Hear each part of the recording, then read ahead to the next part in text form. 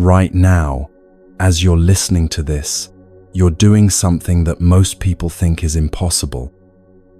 You're practicing Buddhism without even knowing it. Welcome to Moonmind Temple, where tonight you'll discover that the peace you've been searching for has been hiding in the most ordinary moments of your life. Whether you're lying in bed, unable to sleep, walking through your neighborhood, or sitting in your car before going into work, you've stumbled upon something that could change everything. And here's the beautiful part. You don't need to become someone different or learn complicated techniques. You just need to see what's already here. If this feels right to you, I'd love to know where in the world you're joining us tonight. Drop a comment with your city or just the time where you are. There's something magical about knowing we're connected across time zones, all discovering the same ancient wisdom together. Maybe adjust your pillow, take a deep breath, or simply let your shoulders drop, because what I'm about to share will surprise you. In a quiet monastery in France, families from around the world gather every summer to learn something revolutionary about daily life. Parents arrive thinking they need to choose between taking care of their children and finding inner peace. They expect meditation to happen in silence, away from crying babies and busy schedules. But the wise teachers there know a secret that changes everything. The secret is this: your family time is your practice time. Washing dishes is meditation. Being patient with a cranky child is spiritual training. Sitting in traffic is an opportunity for peace. Everything you think is getting in the way of your spiritual life actually is your spiritual life. Think about your morning routine for a moment. You probably rush through washing your breakfast dishes so you can get to more important things. But what if I told you that those few minutes at the sink could become the most peaceful part of your day? What if washing your coffee cup could teach you more about happiness than 100 self-help books? In Zen Buddhism, there's a teaching that when you wash dishes, you wash them completely. Not thinking about your to-do list, not planning your next conversation, not solving tomorrow's problems. Just feeling the warm water on your hands, watching soap bubbles form and disappear, being fully present with this simple task. This isn't just about being mindful, it's about discovering that peace doesn't require perfect conditions. Here's what most people don't understand about Buddhist practice. They think it happens for 30 minutes in the morning and 30 minutes at night during formal meditation. But that leaves 23 hours of your day untouched by peace. The real question isn't whether you can find calm in a quiet room. It's whether you can find calm while your kids are arguing, your boss is demanding, and your phone won't stop buzzing. Tonight, you're going to learn something that sounds impossible, but is absolutely true. The very things you think are preventing you from finding peace, your busy schedule, your family responsibilities, your ordinary daily tasks, are actually perfect opportunities to discover the freedom you've been seeking. This isn't about adding more to your already full life. This is about seeing your life with completely new eyes. It's about understanding why Buddhist masters say that washing one bowl mindfully can bring more joy than achieving everything on your bucket list while distracted. The families in that French monastery discovered something that will transform how you see everything. They learned that the practice isn't separate from real life. The practice is real life, approached with awareness, kindness, and the radical understanding that this moment, exactly as it is, contains everything you need. By the time we finish our journey together tonight, you'll understand why a simple monastery teaches that the path to extraordinary peace runs directly through the most ordinary activities. You'll know why washing dishes can be a doorway to freedom, and why the ancient art of letting go might be the exact thing that finally lets you have everything you've ever truly wanted.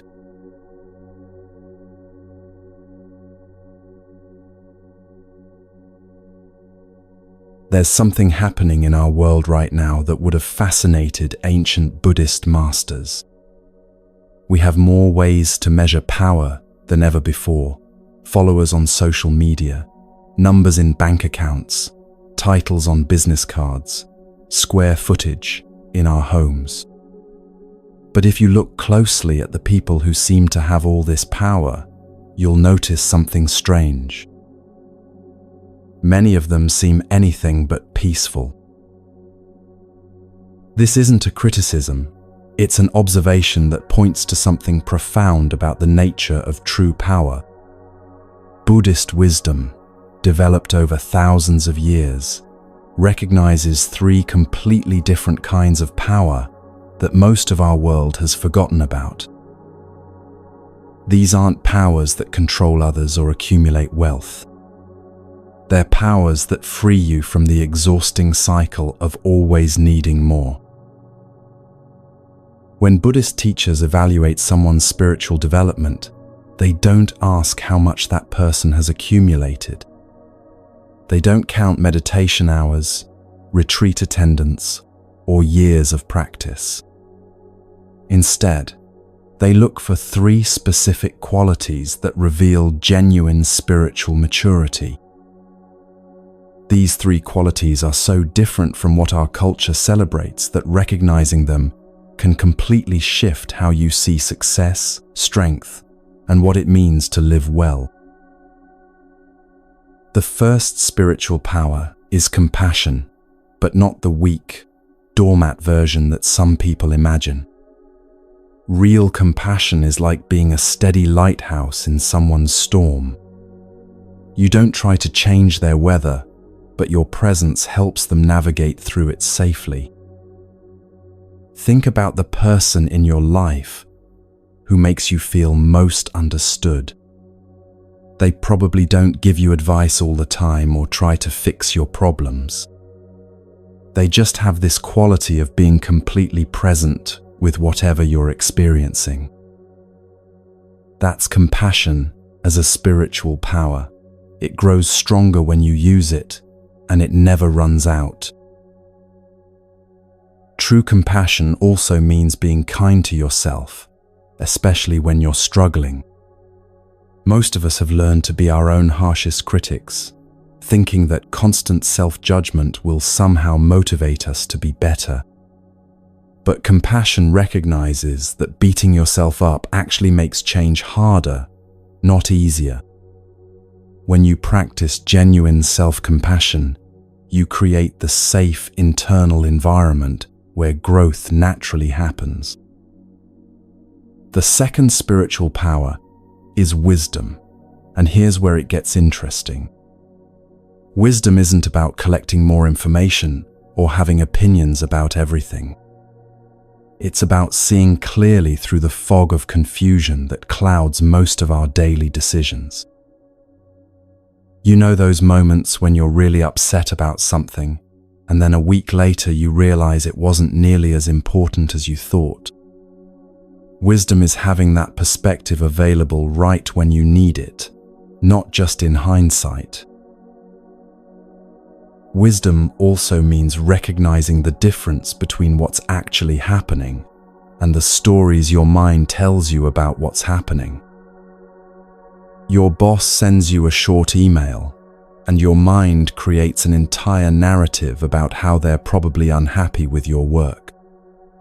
Your friend doesn't respond to your text immediately, and suddenly you're convinced they're angry at you. Wisdom sees these mental stories for what they are, just thoughts, not facts. This doesn't mean you become naive or stop paying attention to real signals. It means you stop exhausting yourself by reacting to imaginary problems.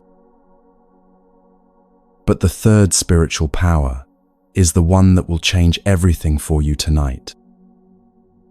Buddhist masters call it the power of cutting off and letting go, and it's the secret to a kind of freedom that most people never discover.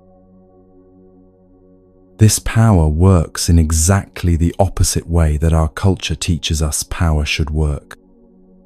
Instead of gaining strength by accumulating more, this power grows by releasing what you don't actually need. Here's what's revolutionary about this understanding. In almost every area of life, we're taught that more equals better. More education makes you smarter. More money makes you secure.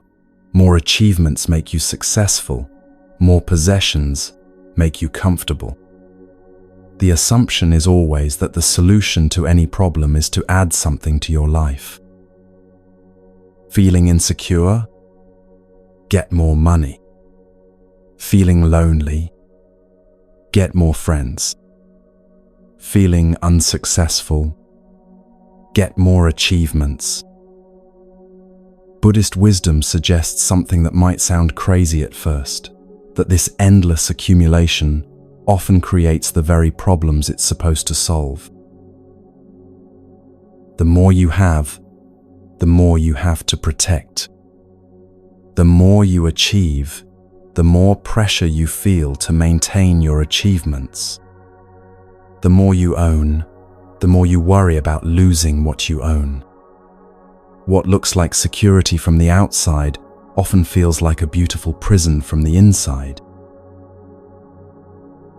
Consider how this plays out in the workplace. Someone gets promoted to a position of authority, which society would call gaining power. But now they have to maintain that image of authority, watch their words more carefully, and navigate office politics. They have more responsibilities, but often less freedom to be authentic. They've gained external power, but may have lost internal peace. Think about someone you know who seems to have everything: the perfect job, the ideal relationship, the beautiful home, the impressive social media presence. Now, think about their actual daily experience. Are they more relaxed than people with less? Do they worry less? Do they sleep better at night? Or do they seem to be running faster and faster just to keep up with the life they've created? This is where the three spiritual powers become not just beautiful ideas, but practical tools for living. When you develop real compassion, you stop needing other people to be different for you to be okay. When you cultivate true wisdom, you stop being fooled by the stories your anxious mind tells you about what you need to be happy. And when you practice the power of letting go, you discover that the things you thought you needed for security were often the very things preventing you from feeling truly secure. Let me give you a contemporary example of how this works. Imagine someone who spends hours every day managing their online image, carefully choosing photos, crafting the perfect captions, monitoring likes and comments. From the outside, this might look like they're building their personal brand and gaining social power. But from the inside, they're often anxious about whether people approve, exhausted from maintaining an image, and increasingly disconnected from their authentic self. Now imagine the same person practicing the power of letting go. They still might share things online, but they're not attached to the response. They post what feels authentic to them and then release any expectation about how others will react. Suddenly, they have all that mental energy back. They're present for their actual life instead of constantly documenting it for others. They feel more connected to themselves and, paradoxically, more genuinely connected to others. This pattern shows up everywhere once you start looking for it. The parent who's so focused on their child's achievements that they miss enjoying their child's actual personality. The person so busy networking for career advancement that they forget to appreciate the job they already have. The individual so concerned with appearing spiritual that they lose touch with genuine inner peace. This is what Buddhist teachers mean when they say that spiritual power works differently than worldly power. Worldly power often requires keeping others down, creating scarcity, or maintaining control. Spiritual power grows when you share it. The more compassionate you become, the more compassion you have available. The wiser you grow, the more clearly you see. The more you practice letting go, the more spacious and free you feel. But here's the part that might surprise you. These three spiritual powers don't require you to retreat from the world or give up your responsibilities. You can be deeply engaged with your work, your family, your community, and your goals while developing these powers. In fact, you might find that compassion makes you more effective in relationships, wisdom helps you make better decisions, and the ability to let go allows you to take appropriate risks and recover more quickly from setbacks. The question isn't whether you should have ambitions or care about outcomes. The question is whether you can pursue what matters to you without being enslaved by the need for specific results. Can you work hard for something while holding the results lightly? Can you love someone deeply without needing them to be different? Can you enjoy what you have without constantly comparing it to what others have? This is what those families in the French monastery discovered during their summer retreat. They came thinking they needed to choose between being spiritual and being engaged with real life. But they learned that the three spiritual powers actually make you more present, more effective, and more genuinely helpful in whatever role you're playing. When you have compassion, you stop wasting energy trying to change people and start being truly useful to them.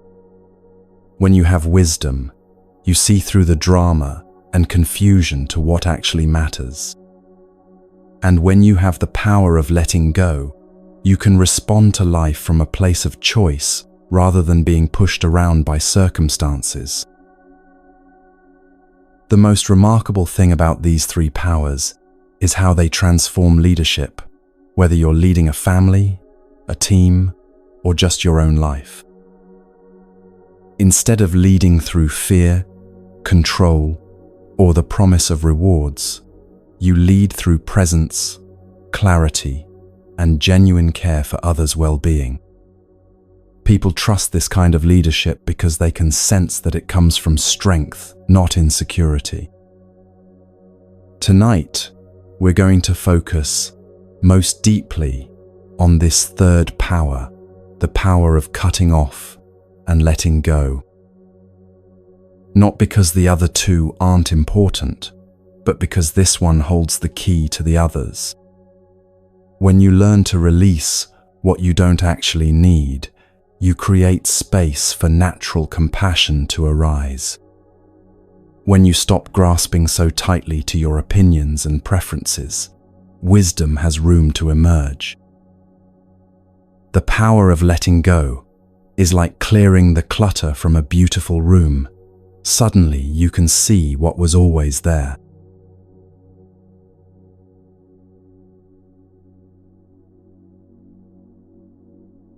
Now we come to the heart of what Buddhist wisdom has been teaching for over 2,000 years, and it's something that will probably challenge everything you've been told about how to live a good life.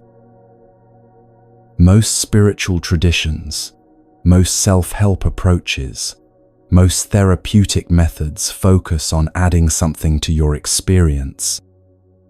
Add more gratitude, add more positive thinking, add more meditation, add more self-love, add more boundaries, add more mindfulness to your day. But Buddhist practice works in exactly the opposite direction. The path to freedom isn't about accumulating more spiritual experiences or collecting more wisdom. It's about recognizing what you're already carrying that you don't actually need and gently setting it down. Think about it this way. If your house is cluttered, you don't solve the problem by buying more organizing systems. You solve it by removing what doesn't belong there. Your mind works the same way. This understanding immediately puts Buddhist practice at odds with almost everything our culture teaches about personal development. We're told that the answer to any problem is to get more of something. Feeling insecure? Get more achievements. Feeling disconnected? Get more social connections. Feeling spiritually empty? Get more spiritual practices. But what if the real problem isn't that you don't have enough of the right things, but that you're carrying too much of the wrong things? Even in Buddhist communities, there's often a subtle trap of accumulation. People start collecting teachings, comparing different meditation techniques, building spiritual identities around how much they know about Buddhism. But the moment you start thinking, I understand this teaching, or I've mastered this practice, you're moving away from the freedom that the teaching was pointing toward. The medicine becomes another possession to defend, rather than a tool for liberation. Buddhist teachers identify 3 specific mental patterns that create most of our unnecessary suffering.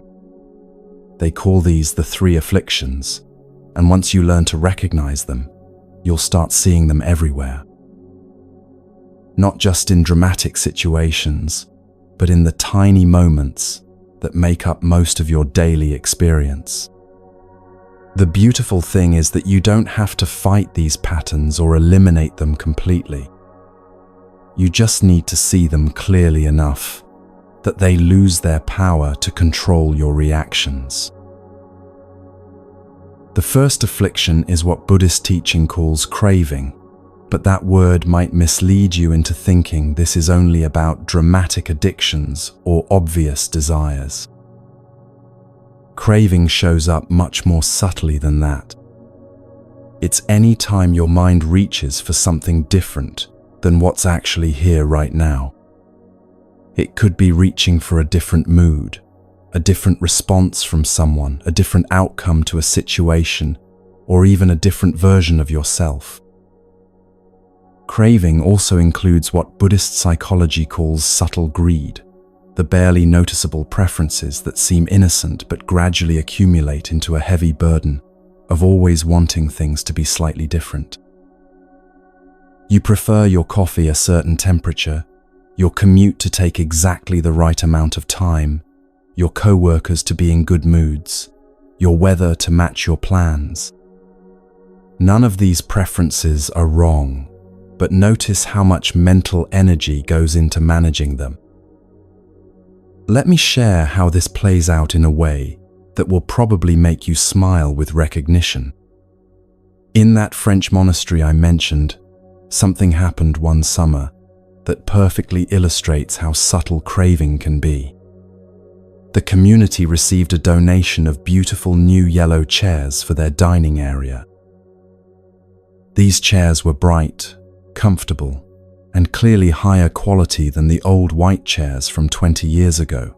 the faded green ones from a decade back, or the black chairs that were only 5 years old. Now, remember, this is a monastery where people come to practice letting go of material attachments. These are families who've traveled across the world to learn about finding contentment with what they have. But what happened when those yellow chairs appeared? Suddenly, during meal times, people would arrive a few minutes early to secure them. Families would gather all the yellow chairs for their group, then add a few green ones so it wouldn't look too obvious that they were claiming the best seats. Nobody was being greedy in any dramatic way. Nobody was fighting over chairs or being rude. But there was this subtle reaching, this gentle preference for the newer, more comfortable option. And here's what's fascinating. Those chairs weren't actually more comfortable in any meaningful way. They were just newer, brighter, more obviously special. The preference wasn't really about physical comfort. It was about the mental comfort of having something that seemed better than what others had. This same pattern shows up in meditation practice itself. You might start by just wanting to feel a little more peaceful, but before long you find yourself preferring certain meditation experiences over others. You want the sessions where your mind feels calm, rather than the ones where it feels restless. You prefer the insights that feel profound over the ordinary moments of just sitting. You begin to crave spiritual experiences the same way you once craved material things. This is craving in its most common form, not dramatic lust or desperate need, but simply the constant, low-level preference for things to be different than they are. It shows up when you're standing in line at the store and notice that the other line seems to be moving faster. It appears when you're scrolling through social media and comparing your ordinary Tuesday to someone else's highlight reel. It emerges when you're having a perfectly pleasant conversation with someone but find yourself wishing they were a little funnier, a little more interested in your stories, a little different than they actually are. The exhausting thing about craving isn't that it's evil or wrong, it's that it never stops. You get the yellow chair, and then you notice that some yellow chairs are positioned better than others. You get the promotion you wanted, and then you start thinking about the next promotion. You find the perfect relationship, and then you start noticing small ways your partner could be even more perfect. The mind that's trained to always want something different will find something to want different in any situation. But here's what's beautiful about Buddhist understanding of craving. You don't have to fight it or feel guilty about it. You just have to see it clearly. When you notice your mind reaching for the yellow chair, you can smile and think, "Oh, there's that reaching again." When you catch yourself wishing someone would respond differently to your text message, you can gently recognize, there's that wanting things to be different. The moment you see craving clearly, it loses its grip on you. Craving also has a sneaky quality where it disguises itself as necessity. Your mind will tell you that you need that particular parking spot, that specific outcome to your meeting, that exact response from your friend. But when you look closely, you'll notice that most of what your mind calls needs are actually just preferences that have gotten a little demanding. The practice isn't about eliminating all preferences. It's about holding them lightly enough that you can be okay when they're not met. The second affliction is anger, but again, this isn't just about dramatic rage or obvious conflict. Anger, in Buddhist understanding, is any pushing away energy in your mind. It's resistance to what's actually happening. It shows up as irritation when someone drives too slowly in front of you, annoyance when your technology doesn't work the way you expect, or frustration when your carefully made plans get disrupted. Anger is often the flip side of craving. When you can't have what you want, the mind switches to pushing away what you don't want. When the yellow chair isn't available, anger might arise toward whoever is sitting in it. When your meditation isn't peaceful, anger might emerge toward the distracting thoughts. When your day doesn't go according to plan, anger appears toward the circumstances that disrupted it. Anger also appears as that internal resistance you feel when someone gives you feedback you don't want to hear, when your body doesn't feel the way you want it to feel, or when your emotions are different than you think they should be. It's the mental energy you spend arguing with reality about how things ought to be different. One of the most subtle forms of anger is spiritual anger, the frustration that arises when your spiritual practice isn't progressing the way you think it should. You might feel angry at yourself for having the same worried thoughts you had last month, frustrated that meditation isn't making you as peaceful as you expected, or irritated that you're still getting triggered by the same situations. This anger toward your own spiritual progress becomes another obstacle to the very peace you're seeking. The problem with anger isn't that it damages other people, though it sometimes does. The problem is that it's like holding a hot coal with the intention of throwing it at someone else. You're the one who gets burned first. Every moment you spend mentally arguing with what's already happened is a moment you're not available for responding wisely to what's actually here. But anger, like craving, isn't something to be eliminated through force. The practice is to recognize when anger is arising and meet it with curiosity rather than more resistance. Oh, interesting. There's anger here. What is it trying to protect? What does it think needs to be different? When you can observe anger without being consumed by it, you often discover valuable information about what you care about and what boundaries might be needed. The third affliction is ignorance, and this one might surprise you. Buddhist ignorance isn't about not knowing enough facts or being uneducated. It's about not seeing clearly how your own mind works. It's the confusion that makes you think your thoughts are facts, your emotions are emergencies, and your opinions are absolute truths. Ignorance shows up when you take your worried thoughts about the future as if they were accurate predictions. It appears when you assume that other people's behavior is primarily about you rather than about their own internal experience.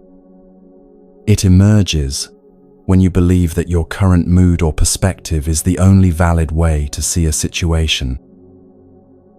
Perhaps the most common form of ignorance is not recognizing the difference between your direct experience and your interpretation of that experience.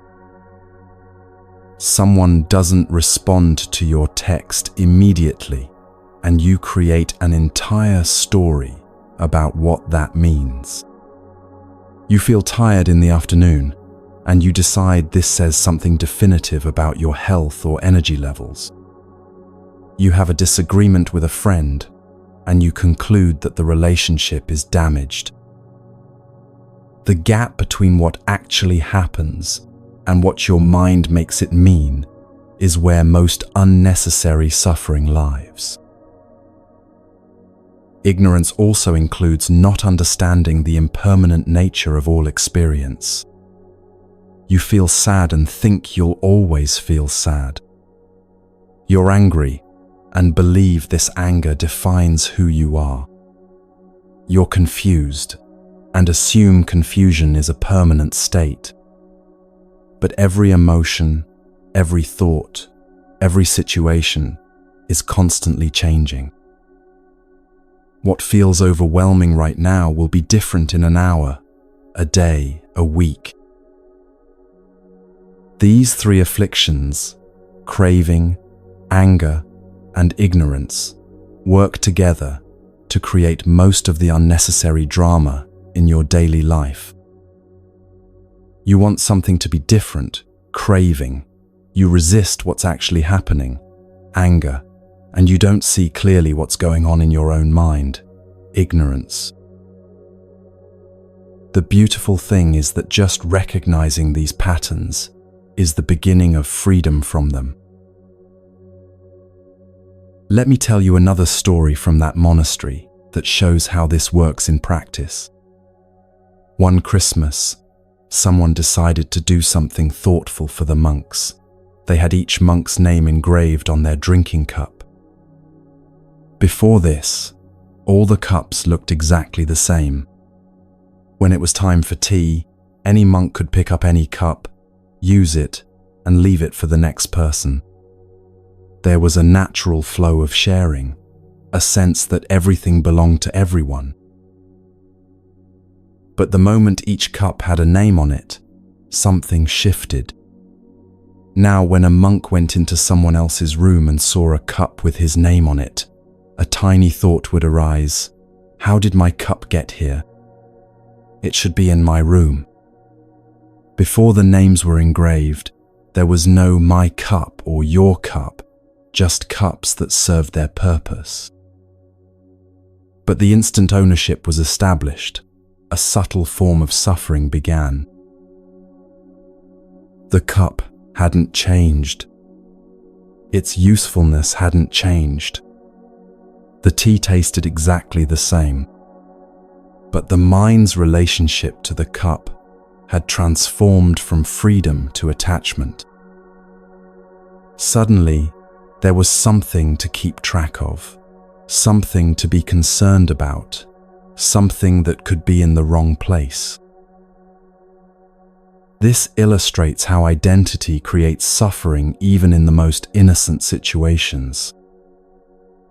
The monk didn't want multiple cups or expensive cups. He just wanted his cup to be where he expected it to be. The suffering wasn't caused by the cup itself, but by the mental concept of ownership that the name created. This is how attachment works in your daily life. You think having things makes you happy, but often it's the sense of ownership itself that creates anxiety. You worry about losing what you have, protecting what you've gained, making sure what's yours stays yours.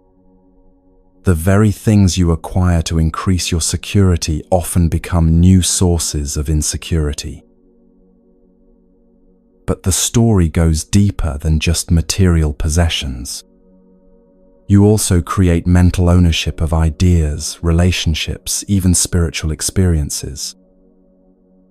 My opinion, my way of doing things, my spiritual practice, my understanding of how life should work. Each time the mind claims ownership, it also creates the possibility of threat, loss, or having that ownership challenged. The power of cutting off and letting go begins with questioning this entire framework of mental ownership. What if you could use what you need without the heavy burden of possessing it? What if you could enjoy what you have without the constant anxiety of potentially losing it? What if you could hold your opinions, your preferences, even your identity lightly enough that none of it could be threatened? This brings us to one of the most challenging aspects of letting go, releasing your ideas about who you are. Most people spend enormous energy maintaining and defending their self-concept. I am someone who has it together. I am a good parent. I am successful. I am spiritual. I am someone who doesn't get rattled by small things. These self-concepts might seem positive, but they become prisons the moment you need to defend them. What happens when the good parent makes a parenting mistake? What happens when the spiritual person feels petty or angry? What happens when the successful person experiences failure? Suddenly, you're not just dealing with the actual situation, you're also dealing with the threat to your identity. You spend energy defending who you think you are, instead of simply responding to what's actually happening. The trap of spiritual identity is particularly sneaky because it seems so positive. You might pride yourself on being someone who meditates, someone who understands Buddhist teachings, someone who doesn't get caught up in material things. But the moment you're attached to being spiritual, you're just trading one form of ego for another. You become invested in maintaining your image as someone who has transcended ordinary concerns, which creates a new set of concerns about maintaining that image. Buddhist wisdom invites you to hold even your self-concepts lightly. Yes, you might be a parent, but that's not all you are.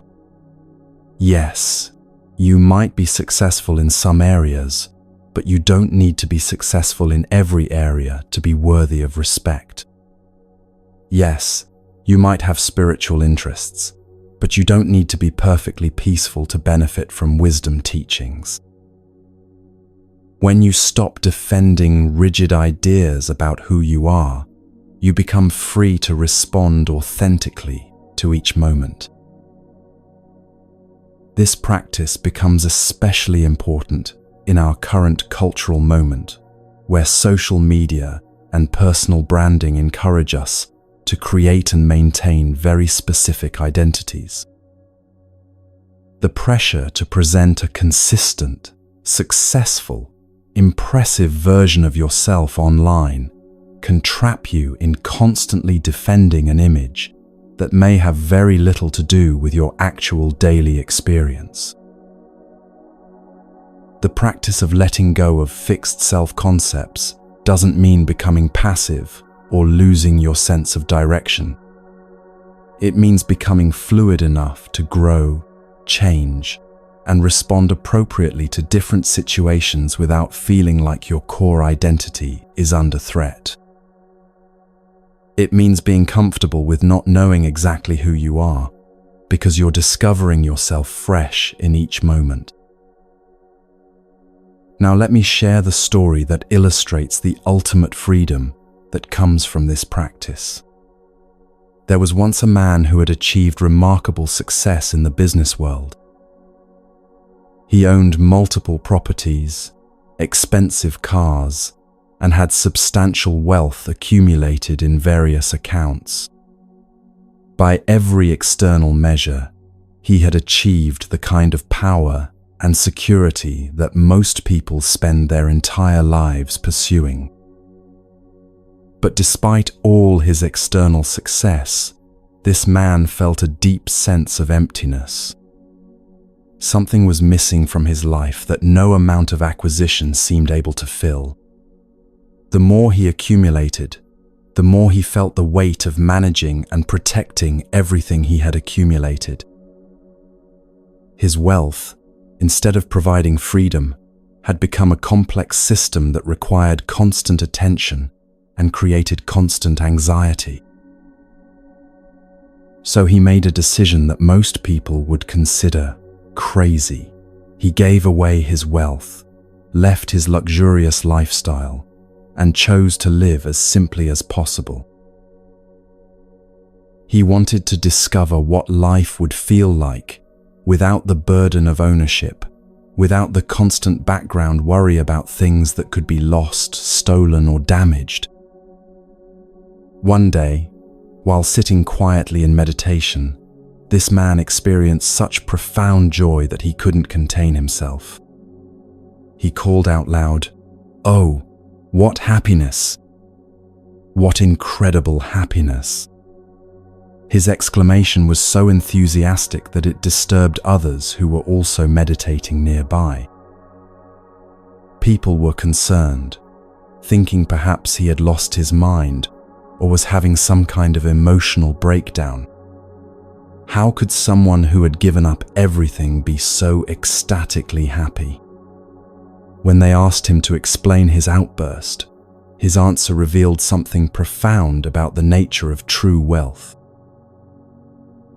He said, "For the first time in my life, I own nothing that can be lost, stolen, or taken away from me.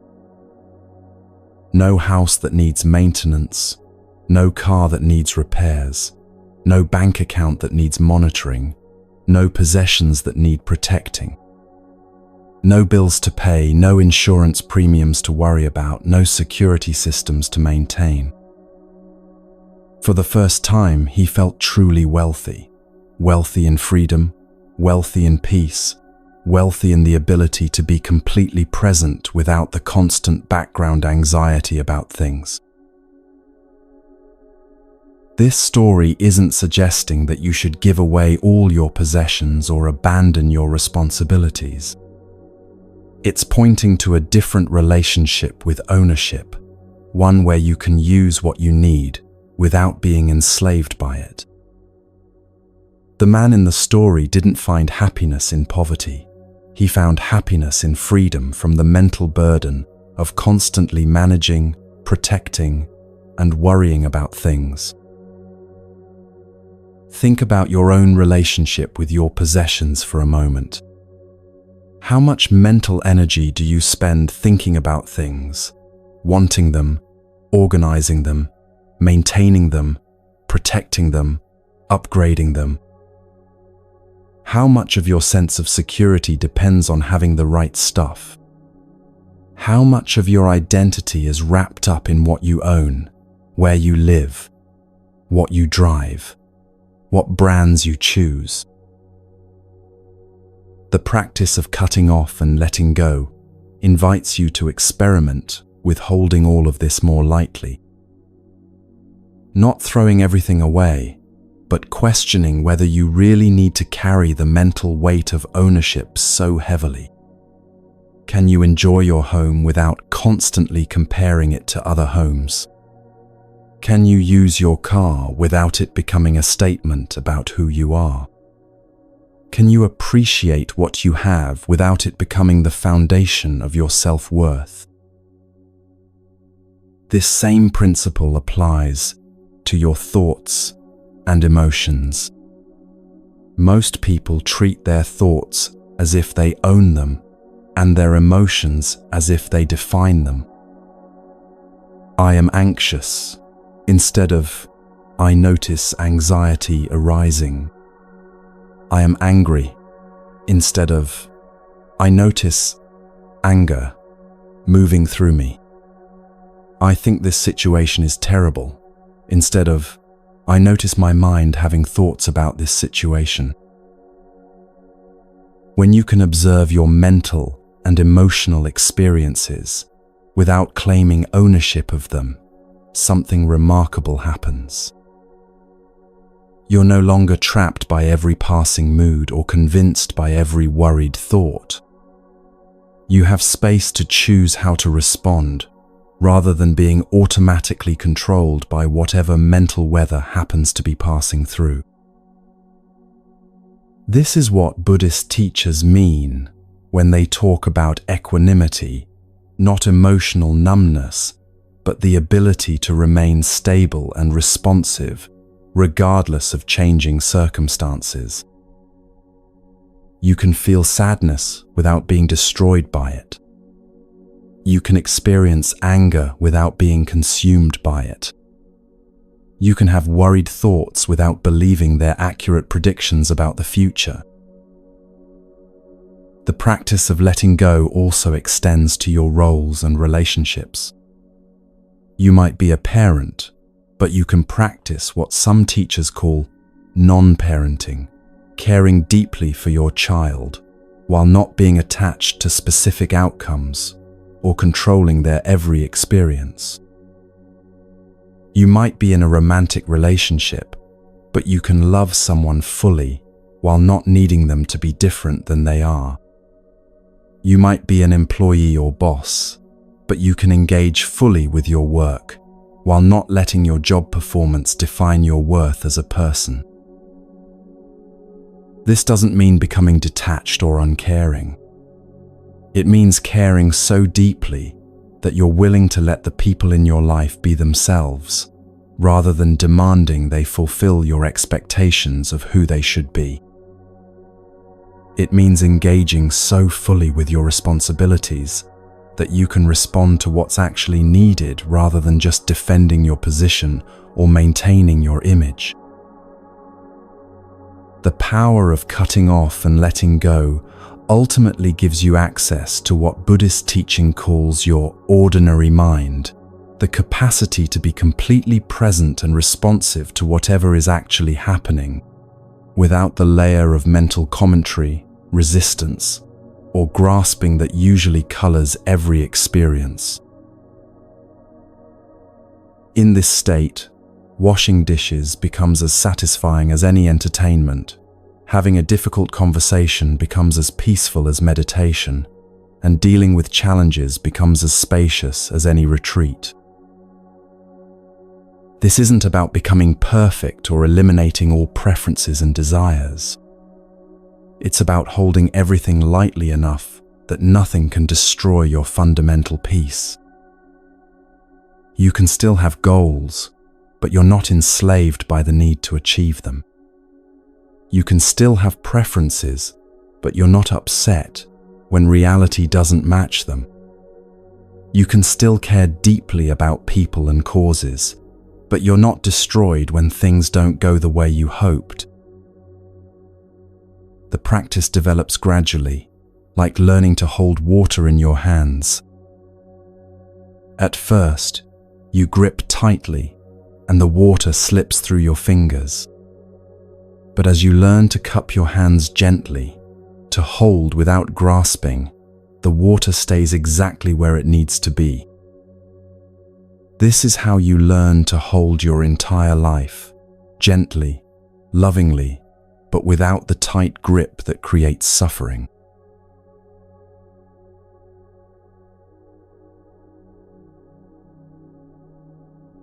There's a way of understanding yourself that will completely change how you navigate daily life, and it begins with imagining that you are like a tree. Not in some mystical or metaphorical sense, but in the most practical way possible. Every tree is shaped by two fundamental forces: what it inherited from its seed and what it encounters in its environment. You are exactly the same. Right now, as you're listening to this, you're carrying forward the gifts and challenges that came through your family line. Your parents gave you more than just physical characteristics. They passed along ways of thinking, emotional patterns, and approaches to life that you might not even recognize as inherited. Simultaneously, you're being shaped by your current environment, the people you interact with, the information you consume, the places you spend time, the activities that fill your days. Buddhist wisdom recognizes that understanding this interplay between your inherited nature and your current environment is essential for finding peace and making wise choices. Without this understanding, you often feel like a victim of circumstances, pushed around by moods and reactions you can't control. But when you see clearly how you're being influenced and how you're influencing others, you can start making conscious choices about the kind of person you want to become. In Buddhist teaching, what you inherited is called your individual retribution. Though that might sound like a harsh term, It simply means the specific combination of traits, tendencies, and characteristics that were passed down to you through your ancestry. This includes obvious things like your physical features, but it goes much deeper. You inherited emotional patterns from your parents, ways of processing stress from your grandparents, and even survival strategies that your ancestors developed to navigate their particular challenges. Consider how this inheritance shows up in unexpected ways. Maybe you find yourself humming the same songs your grandmother used to sing, even though you haven't heard them in years. Perhaps you notice that your hands move in the same gestures your father used when he was explaining something important. Or you might discover that your approach to solving problems mirrors your mother's way of thinking through challenges, even when you thought you were doing something completely original. Let me share what happened in that French monastery during one of their summer retreats that perfectly illustrates this. At lunch, they asked each person to share one habit they'd inherited from their mother and one habit they'd inherited from their father. The first person to share got so excited that they listed several habits from each parent, even though they'd only been asked for one. What emerged was both funny and profound. One person realized they had their mother's tendency to make friends with strangers everywhere they went, something that had embarrassed them as a child, but that they now appreciated as a gift. Another noticed they had their father's creative problem-solving approach, always finding unusual solutions to practical challenges. Someone else recognized their grandmother's way of moving through the world with quiet dignity, a quality they'd absorbed without even realizing it. The teacher who was leading this exercise had his own story to share. He recognized in himself his mother's social nature, her ability to treat strangers like old friends, which had mortified him as a child but which he now saw as a beautiful gift of openness. From his father, he'd inherited a creative spirit that showed up in everything from cooking to mending clothes, connecting him to his ancestors in ways that brought him joy rather than burden. But the inheritance goes beyond individual traits, to include deeper patterns of how your family line has learned to navigate the world. If your ancestors survived by being very cautious and alert to danger, you might find yourself naturally scanning for potential problems, even in safe situations. If your family line learned to thrive through generosity and community building, you might find yourself naturally looking for ways to help and connect with others. These inherited strategies aren't right or wrong. They're simply the wisdom your family developed to survive and flourish in their particular circumstances. Here's what's beautiful about this understanding. Once you recognize these inherited patterns, you can start to appreciate them instead of fighting them. You begin to see that the qualities you sometimes struggle with, maybe your tendency to worry like your mother, or your stubbornness like your father, are actually expressions of deeper strengths that got passed down to you. The worry might be inherited sensitivity and caring. The stubbornness might be inherited determination and persistence. This recognition can be profoundly healing, especially if you've spent years trying to be completely different from your family. You might discover that the very qualities you've been rejecting about yourself are actually gifts that just need to be understood and channeled wisely. When you stop fighting your inherited nature and start working with it skillfully, you often find that your greatest strengths emerge from the same source as your biggest challenges. But your inherited nature is only half the story. Buddhist teaching calls the other half your environmental retribution, the ongoing influence of everything around you. Like a tree that grows differently depending on whether it's in a forest or a field, whether it gets morning sun or afternoon shade, you're constantly being shaped by your environment. And here's what's remarkable. You have more control over your environment than you might think. The tree metaphor becomes especially helpful when you consider how trees interact with their surroundings. A tree doesn't just passively receive what the environment gives it, it actively participates in creating the conditions it needs to thrive. Trees release chemicals that communicate with other trees. They drop leaves that enrich the soil. They provide shelter that creates microclimates for other plants and animals. You interact with your environment in similar ways, constantly taking in influences and putting out responses that shape what comes back to you. Buddhist teaching recognizes that you interact with your environment in very specific ways, and becoming aware of these interactions gives you tremendous power to shape your own experience. Think of it like this. You're constantly taking in information from your surroundings, processing it through your inherited patterns, and then putting out responses that affect your environment, which then affects how your environment responds back to you. It's a continuous loop of influence, and you can learn to work with it consciously. The way you take in information from your environment happens through what Buddhist psychology calls the 4 nutriments. Just like your body needs food to survive, your mind needs certain types of nourishment to thrive. But unlike physical food, these mental nutriments are constantly available, and you're consuming them whether you're aware of it or not.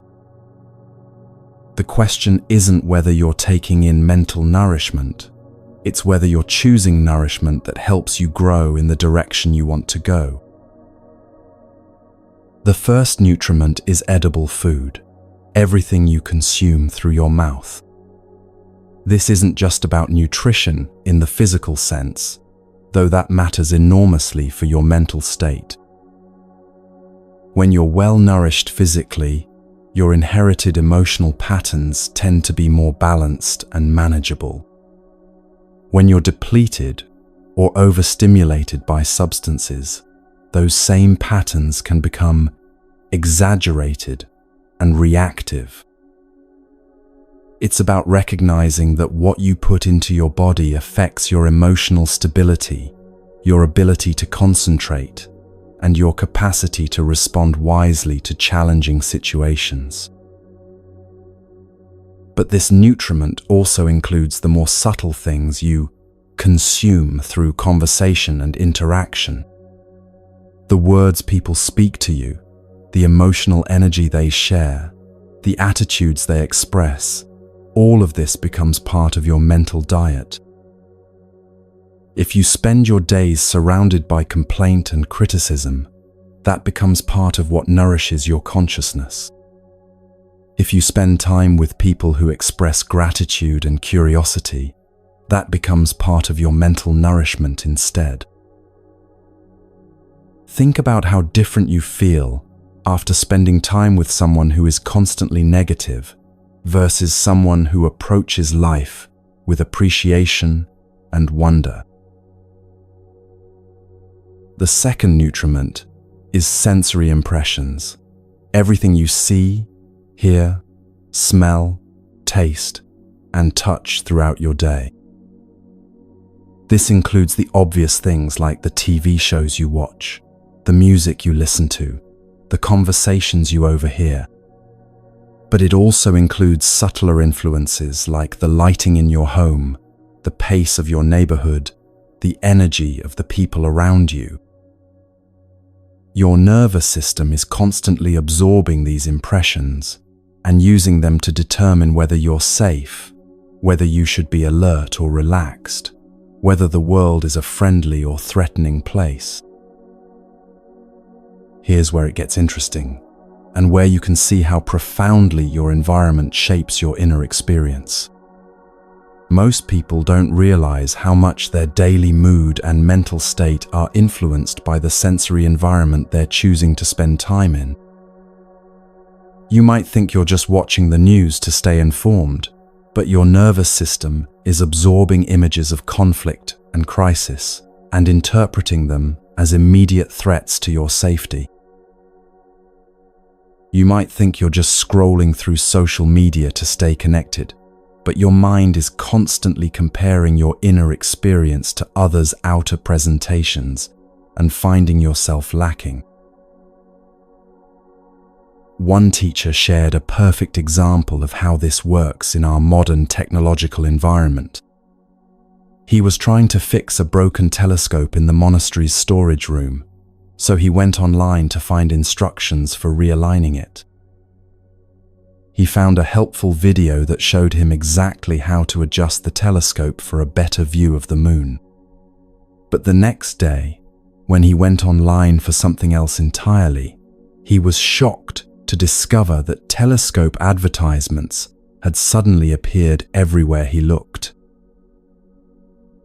He tried different browsers, different search engines, but the telescope ads followed him across the internet.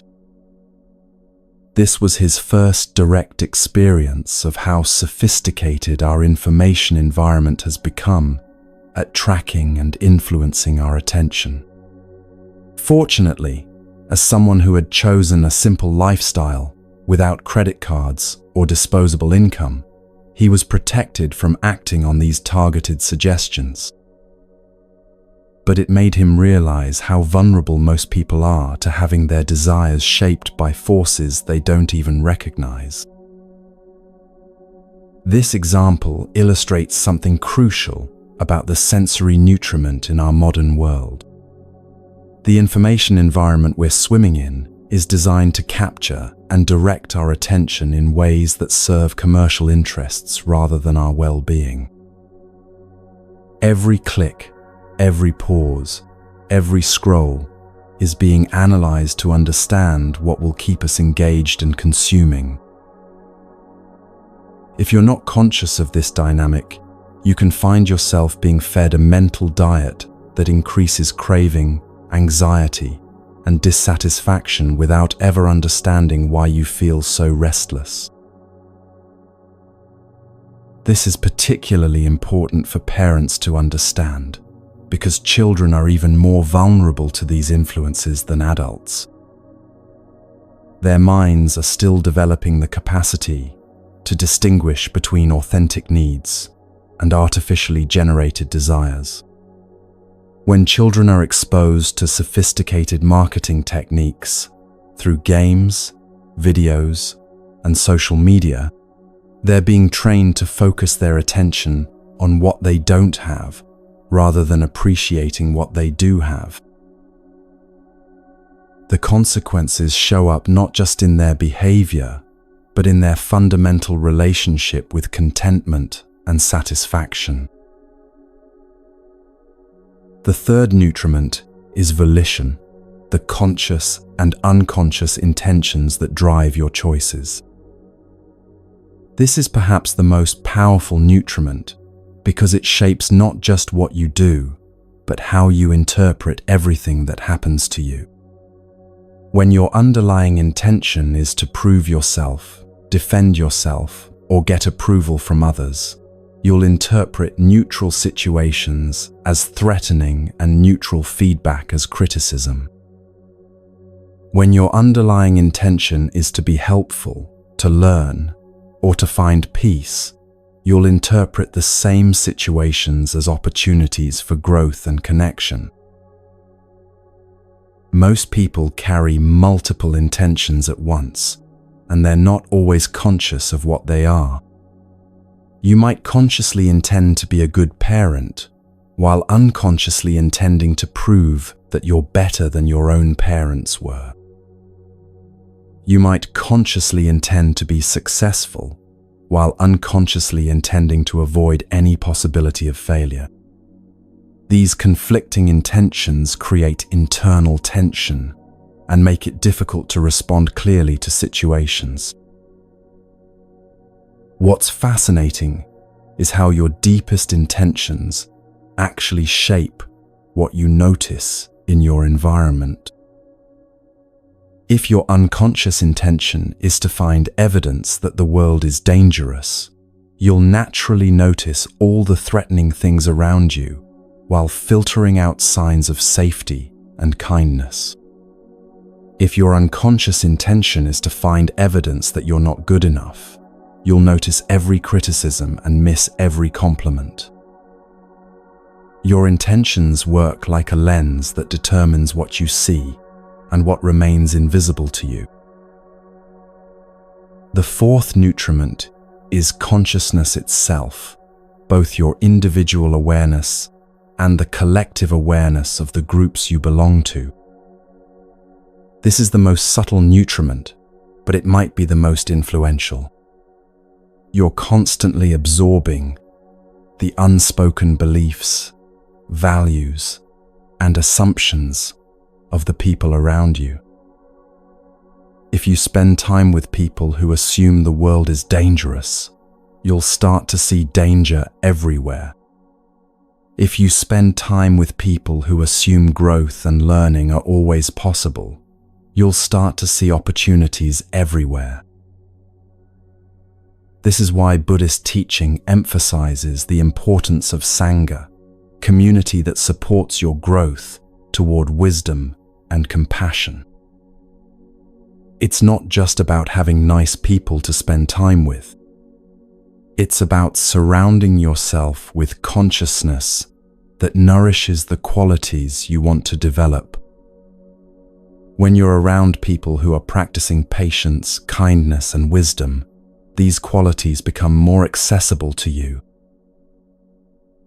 When you're around people who are habitually reactive, critical, or fearful, these patterns become more activated in you.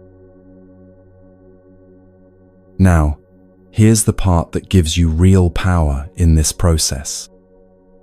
Just as you're constantly taking in nourishment from your environment, you're also constantly putting out energy that affects your environment.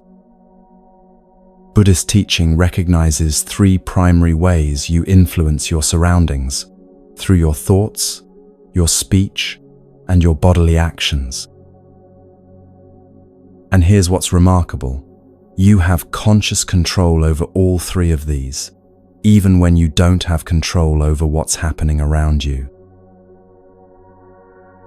Your thoughts might seem private, but they're actually a form of energy that affects everyone around you. This isn't mystical thinking. It's recognizable in your daily experience. When you're thinking critical thoughts about the people you're with, they sense it, even if you don't say anything. When you're thinking appreciative thoughts about someone, they feel that too. When you're thinking worried thoughts about your future, you're contributing to an atmosphere of anxiety. When you're thinking peaceful thoughts about the present moment, you're contributing to an atmosphere of calm. This doesn't mean you have to monitor every thought or try to think only positive things. That would be another form of struggle and control. It means recognizing that your mental state is constantly contributing to the collective energy of whatever situation you're in. When you're aware of this, you can start choosing thoughts that are helpful rather than harmful, not just for yourself, but for everyone around you.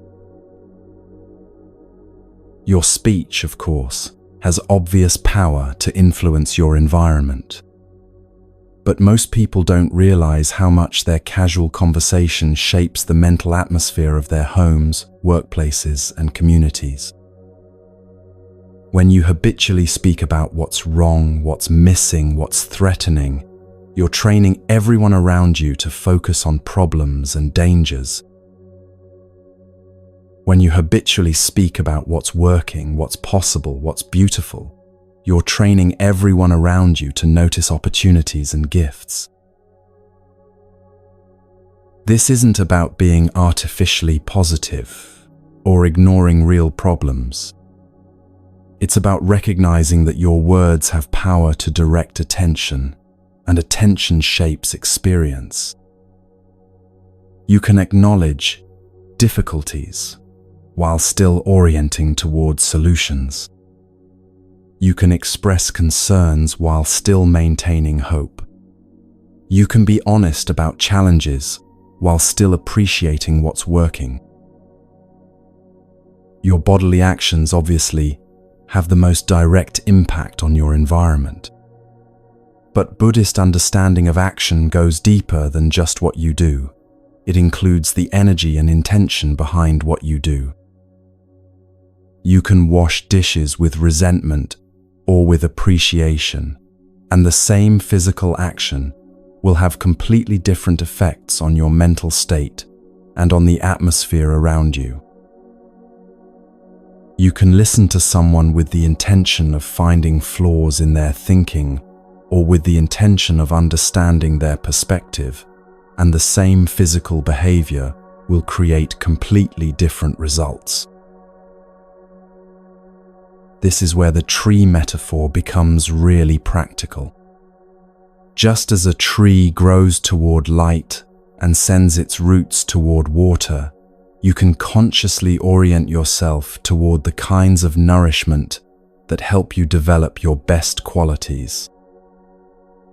And just as a tree provides oxygen and shade for other living things, you can consciously contribute to an environment that supports the growth of everyone around you. But here's what makes this approach different from typical self-improvement advice. You're not trying to become someone completely different from who you are. You're learning to work skillfully with your inherited nature while creating conditions that bring out your best qualities. A pine tree doesn't try to become an oak tree. It learns to be the healthiest, most beautiful pine tree it can be in whatever environment it finds itself. This understanding becomes especially important when you realize that you and the people in your life are constantly shaping each other. Your family members, friends, colleagues, and neighbors are all part of your environment, and you're part of theirs. The way you show up affects how they show up, which affects how you show up, in an endless cycle of mutual influence. When you recognize this interconnectedness, you start to see that taking care of your own mental state isn't selfish. It's actually a service to everyone around you. When you're peaceful, you make it easier for others to be peaceful. When you're patient, you make it easier for others to be patient. When you're present, you make it easier for others to be present. Your inner work becomes a gift to your community. Let me give you a contemporary example of how this works. Imagine you're in a meeting at work and someone starts complaining about a policy change. You have several options for how to respond, and each one will influence the direction of the conversation and the energy of the group. You could join the complaining, which would likely escalate the negative energy and make everyone feel more frustrated and powerless. You could argue with the complainer, which would likely create conflict and make the meeting uncomfortable for everyone. You could ignore the complaining, which might feel personally peaceful but doesn't really help the situation.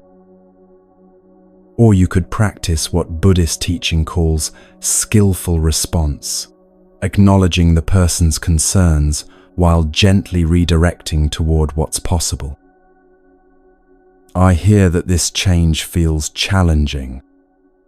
What do you think would be the most helpful way to adapt to it? This kind of response doesn't ignore the problem, but it orients the group towards solutions rather than getting stuck in complaints. The remarkable thing is that this kind of skillful response often completely changes the energy of a group. People start problem solving instead of just venting. They start feeling empowered instead of victimized. They start looking for opportunities instead of just focusing on obstacles. Your way of responding becomes a kind of environmental conditioning that brings out everyone's better qualities. This works in family situations too. When your teenager comes home from school in a bad mood, you can respond in ways that escalate the negative energy, or in ways that create space for something different to emerge. If you immediately start asking questions or trying to solve their problems, you might increase their resistance. If you ignore their mood completely, you might miss an opportunity for connection. But if you can simply be present with them without needing to change or fix anything, you create an environment where they can process their experience and find their own balance. The same principle applies to your relationship with yourself. When you're in a difficult mood or dealing with a challenging situation, you can respond to yourself in ways that make things worse, or in ways that create space for wisdom to emerge. If you immediately start judging your mood or trying to force yourself to feel different, you create internal conflict. If you ignore your experience completely, you miss valuable information about what you might need. But if you can be present with your experience, without immediately needing to change it, you create internal conditions where natural wisdom can arise.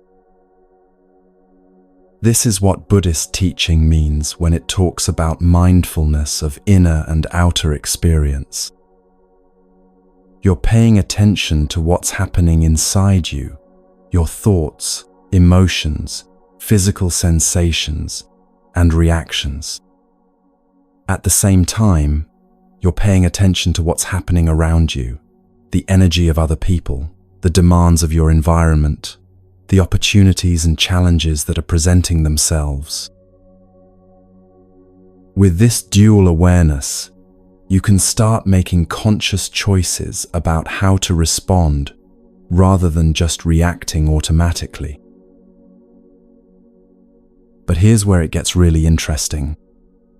Buddhist psychology recognizes that your individual consciousness is always in relationship with collective consciousness. You're not just an isolated individual trying to manage your own experience. You're part of larger systems, your family system, your work system, your community system, your cultural system.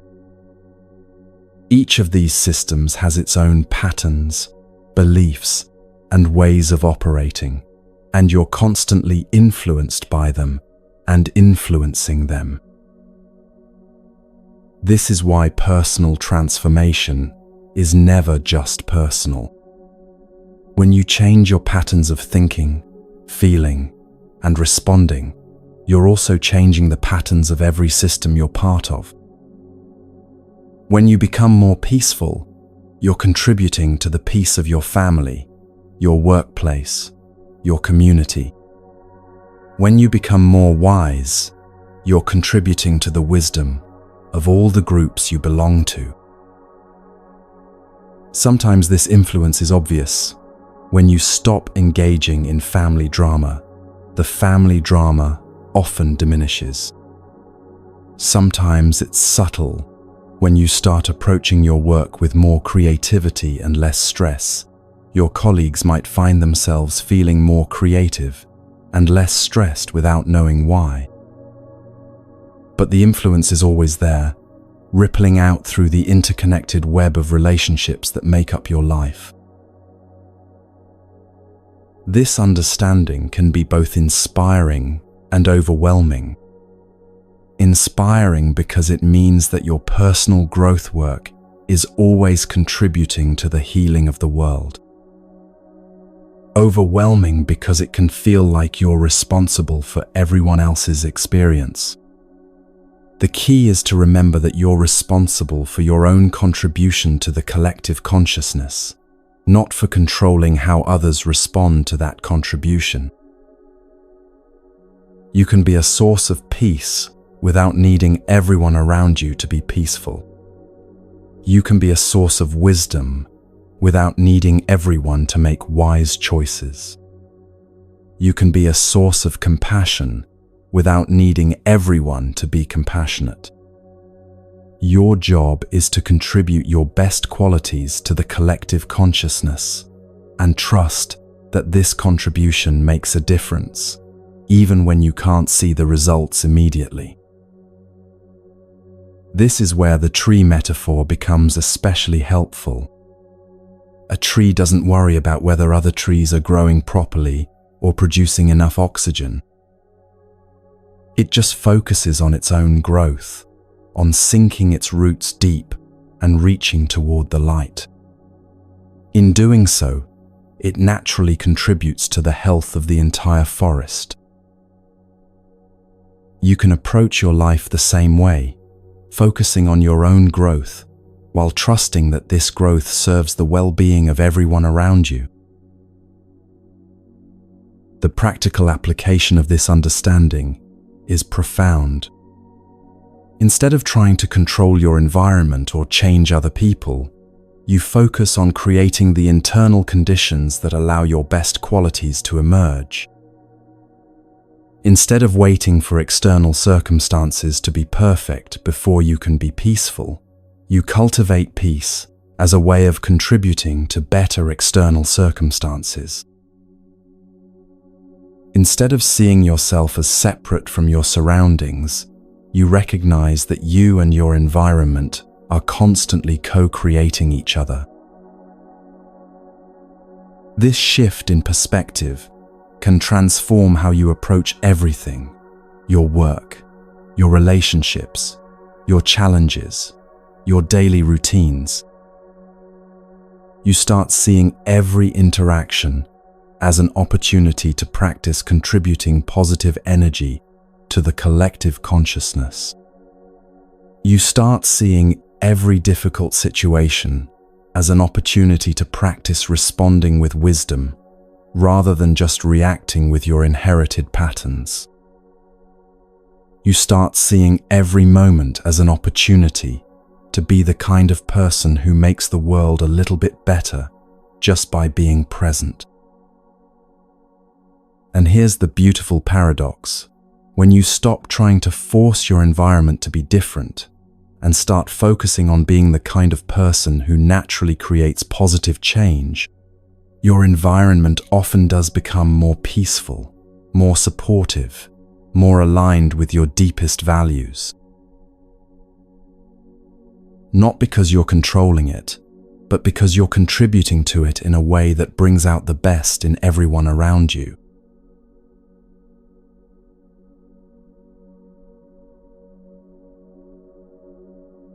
Once you understand that you're constantly both absorbing nourishment from your environment and contributing to the environment that others experience, a profound responsibility emerges. You begin to realize that every space you enter, every conversation you participate in, every online interaction you engage with becomes an opportunity to either add to the collective stress and confusion of the world, or to contribute to its peace and clarity. This isn't a burden. It's actually one of the most empowering discoveries you can make about your daily life. Most people go through their days thinking that the environments they encounter are simply given conditions they have to adapt to.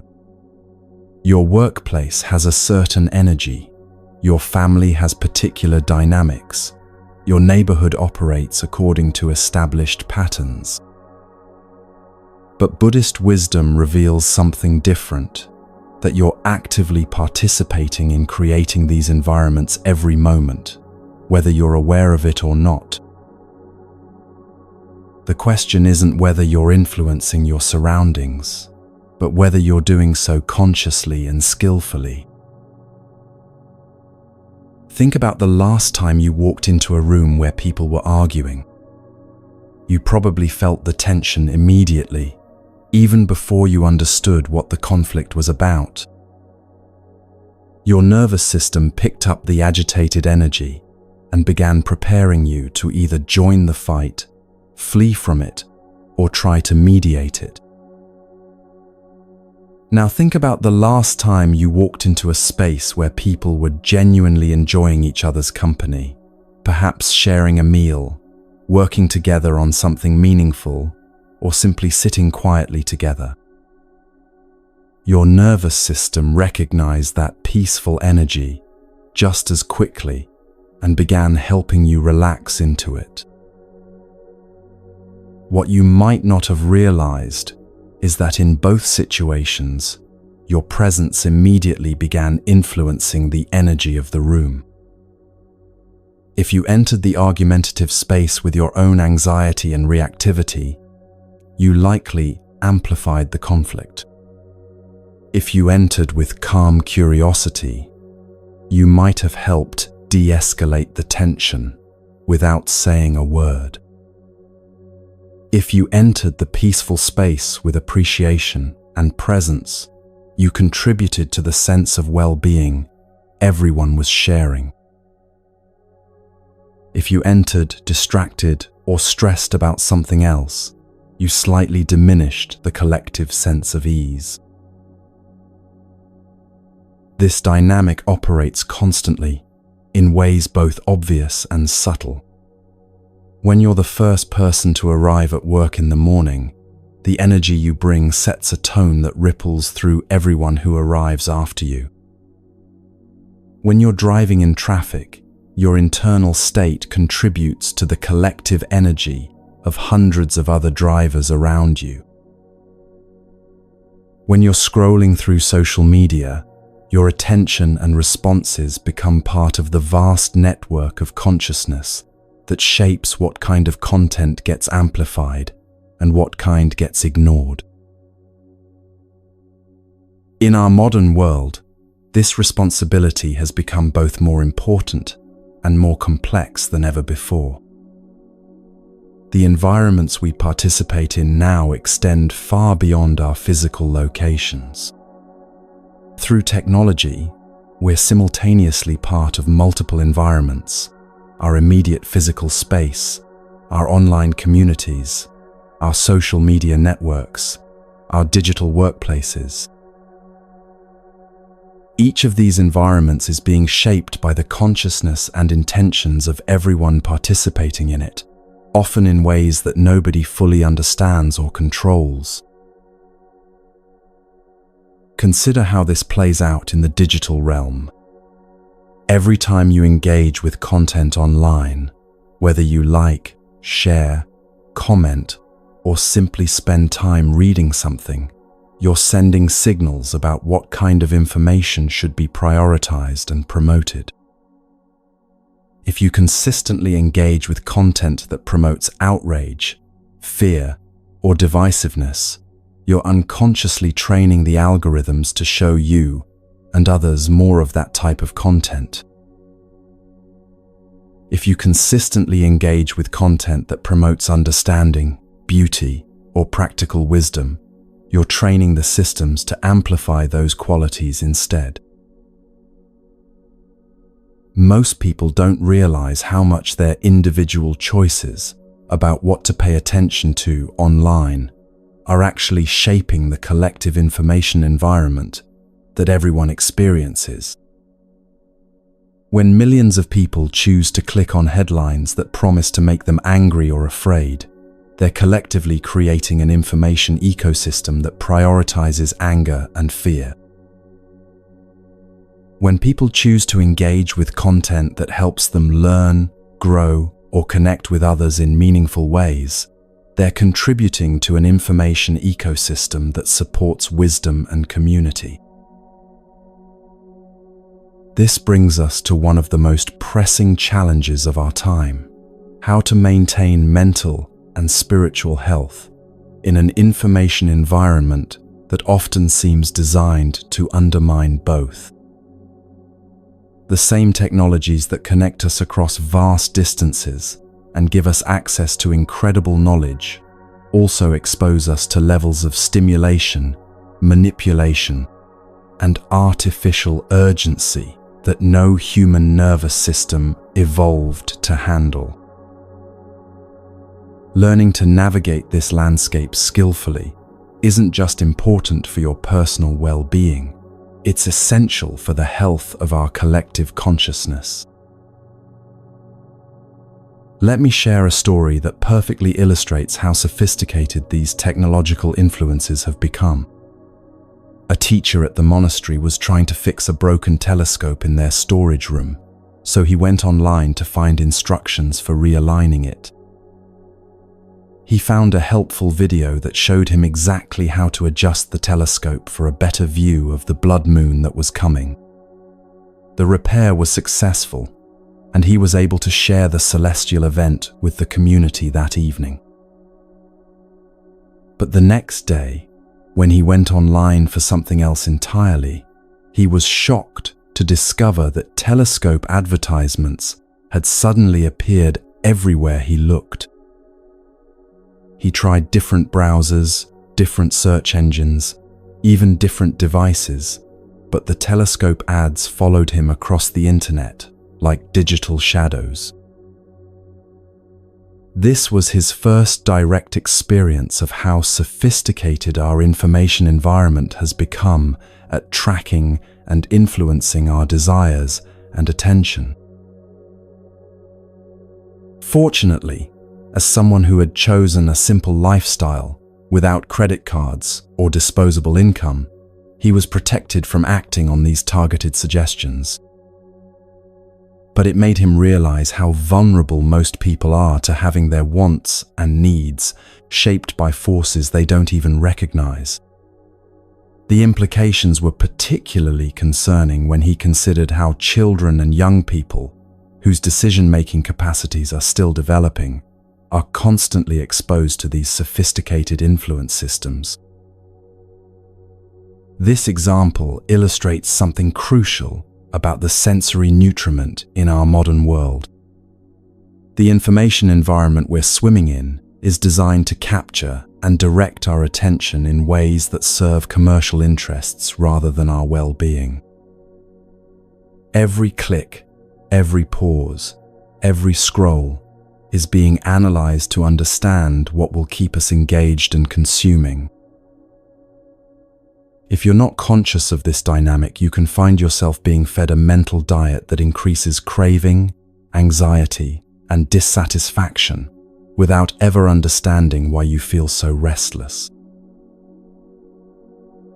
Buddhist teaching offers profound guidance for this challenge through its understanding of what nourishes consciousness and what depletes it.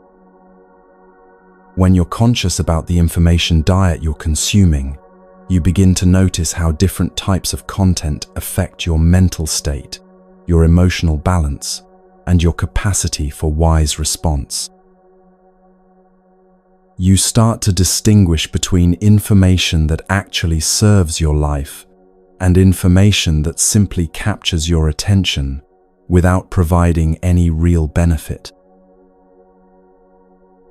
This discernment becomes especially important when you consider how the modern media landscape is structured.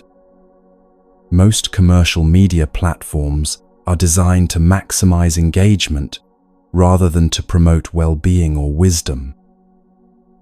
They profit by keeping your attention as long as possible, regardless of whether that sustained attention is actually beneficial for you. Content that provokes strong emotional reactions, outrage, fear, envy, or excitement tends to be more engaging than content that promotes calm reflection or genuine understanding. The result is an information environment that systematically amplifies our most reactive impulses, while rarely feeding our deeper needs for connection, meaning, and peace.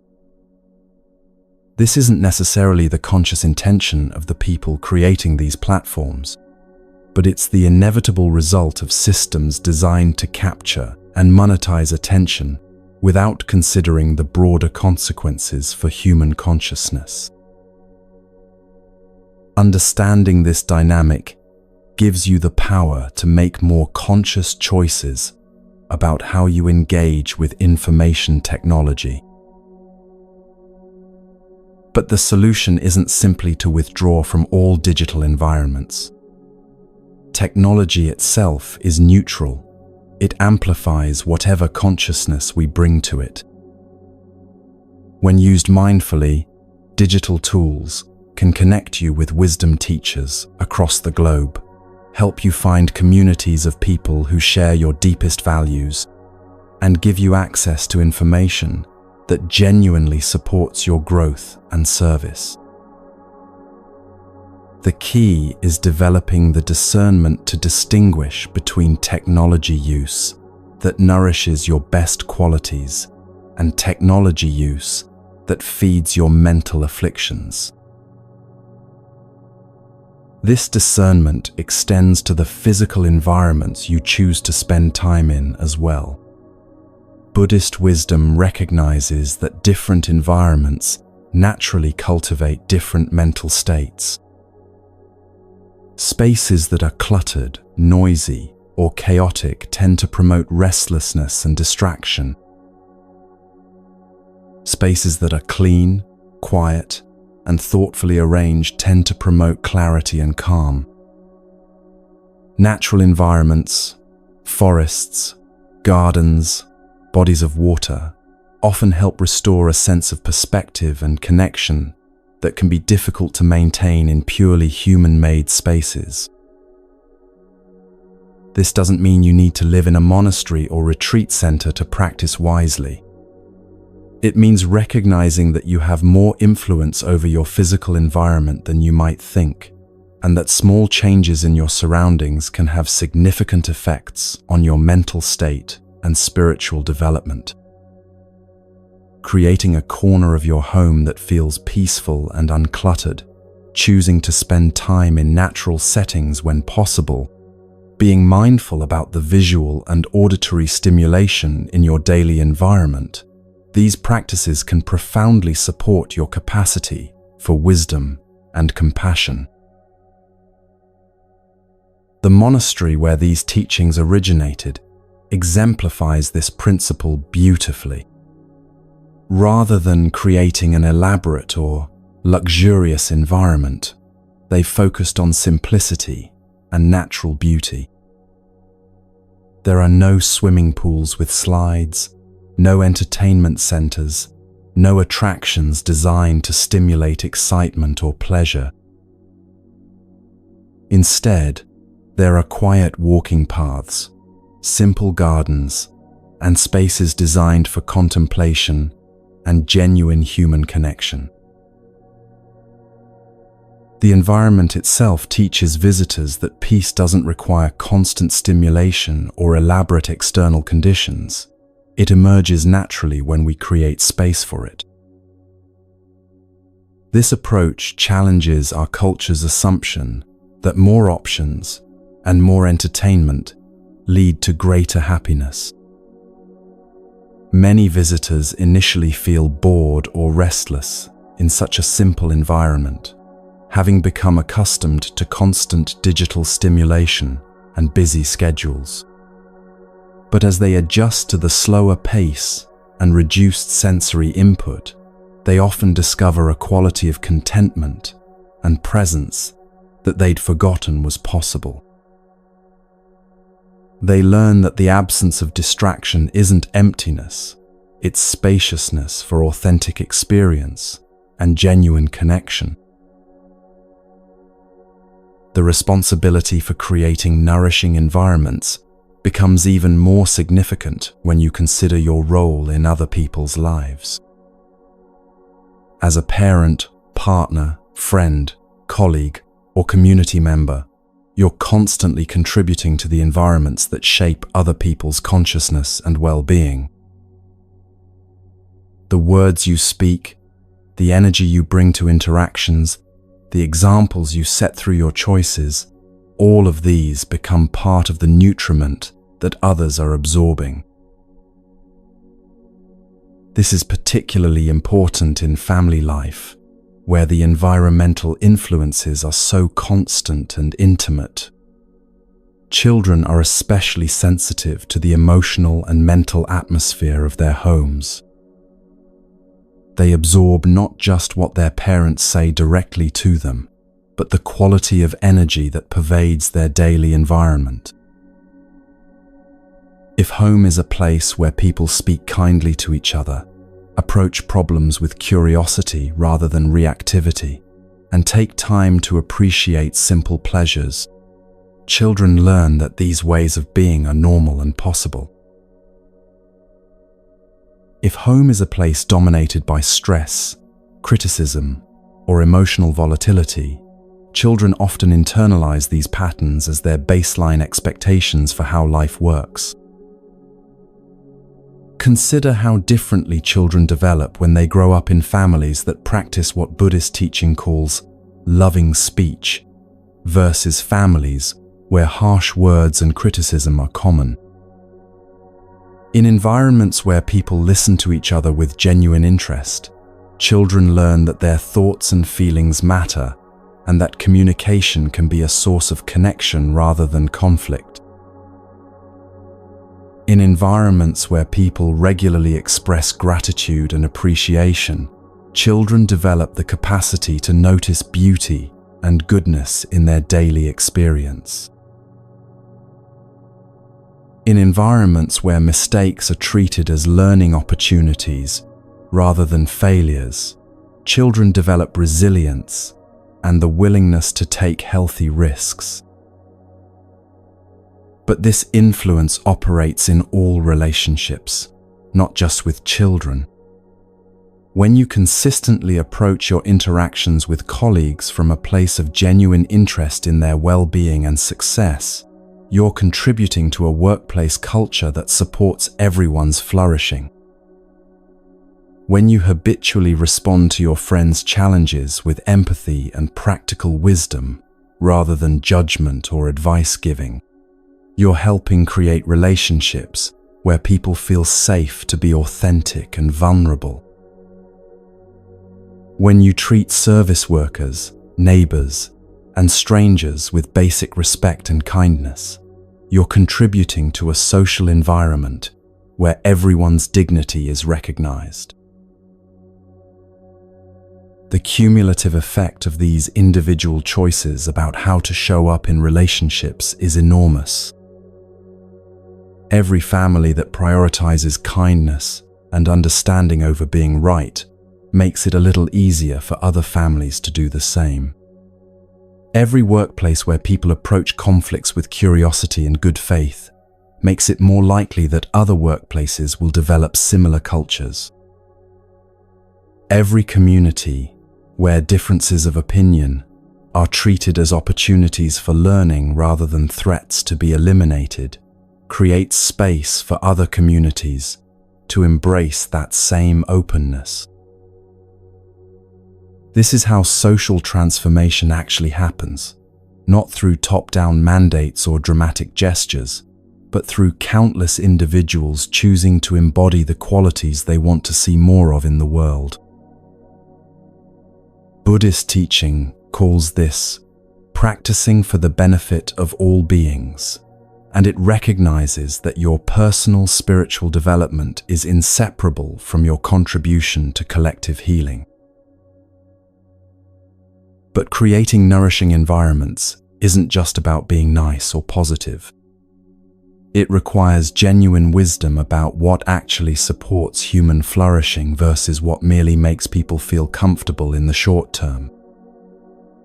Sometimes creating a truly nourishing environment means having difficult conversations, setting clear boundaries, or refusing to participate in dynamics that harm everyone involved. Sometimes it means disrupting patterns of avoidance or people-pleasing that prevent real growth and healing from occurring. The key is learning to distinguish between compassionate firmness and reactive aggression, between wise boundaries and selfish withdrawal, between beneficial disruption and destructive chaos. This discernment develops through practice, through repeatedly choosing to respond from your deepest wisdom rather than your immediate impulses, and then paying attention to the long-term effects of those choices. One of the most powerful ways to create nourishing environments is to embody what Buddhist teaching calls non-reactive presence. This means developing the capacity to remain calm and responsive in situations where others are upset, defensive, or aggressive. Not by suppressing your own feelings or becoming emotionally numb, but by staying connected to your deeper intentions for the well-being of everyone involved. When you can maintain this kind of presence, you become what some teachers call a non-anxious presence in any group or relationship you're part of. People sense that they don't have to manage your emotional reactions, which gives them more space to process their own experiences honestly. They feel safer to be vulnerable, to admit mistakes, to ask for help, to express needs that might be inconvenient for others. This safety allows for the kind of authentic communication and genuine problem-solving that creates truly nourishing relationships and communities. Developing this capacity for non-reactive presence is one of the most practical gifts you can give to your family, your workplace, and your community. It doesn't require any special training or credentials, just the willingness to practice staying connected to your compassionate intentions, even when situations become challenging.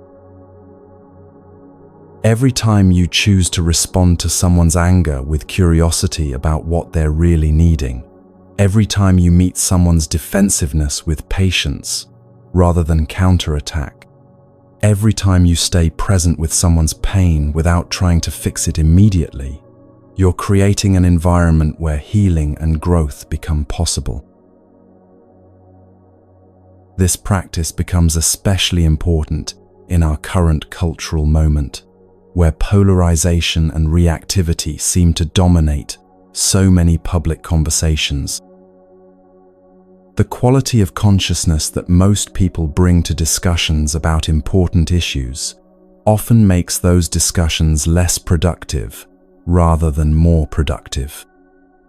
People approach conversations about politics, social issues, or cultural differences with the intention of proving their point rather than understanding other perspectives.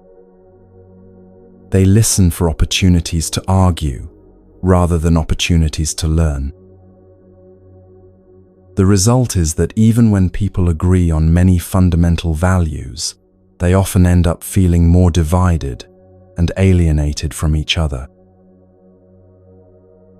Creating nourishing environments for important conversations requires a different approach, one that prioritizes understanding over being understood, curiosity over certainty, and collaborative problem-solving over competitive debate.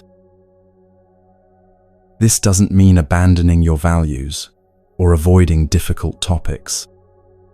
It means bringing the same quality of care and attention to how you engage with differences that you would bring to any other important practice in your life. When you can model this kind of engaged, non-reactive dialogue, you make it easier for others to do the same. People often mirror the energy they encounter in conversations.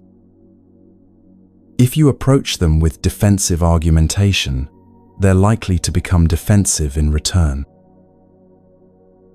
If you approach them with genuine curiosity about their perspective, they're more likely to become curious about yours. If you can stay connected to your care for their well-being, even when you disagree with their positions, they're more likely to stay connected to their care for yours. This principle applies not just to formal political discussions, but to all the small disagreements and differences of opinion that arise in daily life. How you handle conflicts about family finances, workplace policies, parenting decisions, or neighborhood issues becomes practice for engaging skillfully with larger social challenges. Every time you choose collaboration over competition, understanding over judgment, creative problem-solving over rigid position-taking, you're strengthening your capacity to contribute to healing in the broader world. The environments you create also extend to the future through the patterns you establish and the examples you set. Children who grow up in families where conflicts are approached with respect and creativity learn that disagreement doesn't have to mean disconnection. Employees who work in organizations where people support each other's growth and success learn that collaboration is more effective than competition. Community members who participate in groups where differences are seen as resources rather than threats learn that diversity actually strengthens collective wisdom and resilience. These learned patterns then get carried forward into new relationships, new organizations, and new communities, slowly shifting the baseline expectations for how people can treat each other. This is how cultural healing happens, not through dramatic interventions, but through the gradual spread of healthier patterns of interaction from person to person, family to family, community to community. But perhaps the most fundamental environment you're responsible for creating is your own internal environment, the quality of consciousness you maintain, regardless of external circumstances. This internal environment determines how you interpret events, what possibilities you're able to see in challenging situations, and what resources you have available for responding wisely when life doesn't go according to plan. Buddhist practice offers specific tools for cultivating internal environments that support wisdom and compassion. Regular meditation creates spaces of calm and clarity in your consciousness. Mindful attention to your thoughts and emotions helps you recognize patterns before they become overwhelming. Practices of gratitude and appreciation train your mind to notice beauty and goodness even in difficult circumstances. Study of wisdom teachings provides perspectives that can help you navigate challenges with greater skillfulness. These practices aren't just beneficial for your personal well-being, they're also gifts you give to everyone whose life intersects with yours. When you've cultivated internal stability and clarity, you're more available to support others during their difficult times. When you've developed the capacity to find peace in challenging circumstances, you can help others discover that same capacity in themselves. When you've learnt to respond to problems with creativity and resourcefulness, rather than panic or despair, you inspire others to approach their challenges with similar confidence. The responsibility for creating nourishing environments ultimately comes down to this: recognizing that every moment offers you a choice about what kind of energy you're contributing to the world. You can contribute anxiety or calm, criticism or appreciation, reactivity or wisdom, disconnection or compassion. These aren't just personal choices with personal consequences. They're choices that ripple out through every relationship and community you're part of, shaping the kind of world that future generations will inherit. This might sound overwhelming, but it's actually profoundly hopeful. It means that you always have meaningful work to do, regardless of your circumstances or position in life. You always have the opportunity to make a positive difference, even if it's just through the quality of presence you bring to ordinary interactions. You never have to wait for permission or perfect conditions to begin contributing to the healing and flourishing of the world.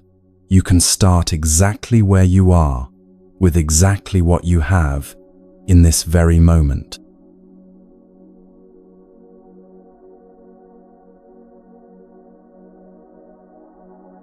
There's something our culture teaches us from the moment we can understand language that might be one of the most exhausting beliefs humans have ever adopted. It's the idea that you are never enough, exactly as you are right now. That happiness, success, peace, and worthiness all lie just beyond your current state of being, waiting for you to become smarter, prettier, more successful, more spiritual, more organized, more confident, or more of something else. This belief drives most people through their entire lives like a carrot dangling in front of a horse, always moving, always striving, never arriving. Buddhist wisdom offers something revolutionary in our achievement-obsessed world. It offers you permission to simply be. Not permission to become lazy or stop caring about growth and contribution, but permission to recognize that your fundamental worth, your capacity for peace, and your ability to contribute meaningfully to the world don't depend on constantly improving yourself or adding more accomplishments to your resume. You are enough right now to live with dignity, to love and be loved, and to make a positive difference in the lives of others. This teaching goes against everything our productivity-focused society tells us about how to live a good life. From childhood, we're trained to measure our value by our output, our grades, our achievements, our productivity, our progress toward goals. We learn to ask, "What did you accomplish today?" instead of, "How did you experience being alive today?" We celebrate people for what they do, much more than for who they are. Even in spiritual communities, there's often subtle pressure to demonstrate progress through meditation hours, retreat attendance, or mastery of teachings. But what if this entire framework is based on a misunderstanding about the nature of human flourishing? What if the constant pressure to become more, achieve more, and improve more is actually preventing you from experiencing the peace and contentment that are available right now? What if the very effort to constantly better yourself is creating the stress and dissatisfaction that you're trying to escape through self-improvement? This is where the wisdom of trees becomes particularly illuminating. Have you ever seen a tree that seemed anxious about not being tall enough?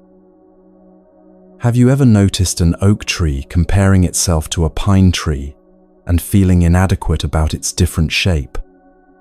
Have you ever seen a young sapling stressed about not producing as much oxygen as the mature trees around it? Trees simply grow at their own pace, in their own way, contributing what they can contribute at each stage of their development.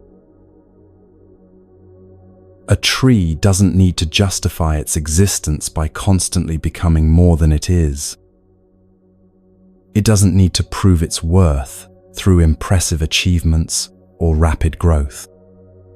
It simply needs to be a tree, to sink its roots deep, to reach toward the light, to exchange carbon dioxide for oxygen, to provide shelter for birds and shade for other creatures. In doing these simple, natural things, it fulfills its purpose and contributes to the well-being of the entire ecosystem. You can live the same way.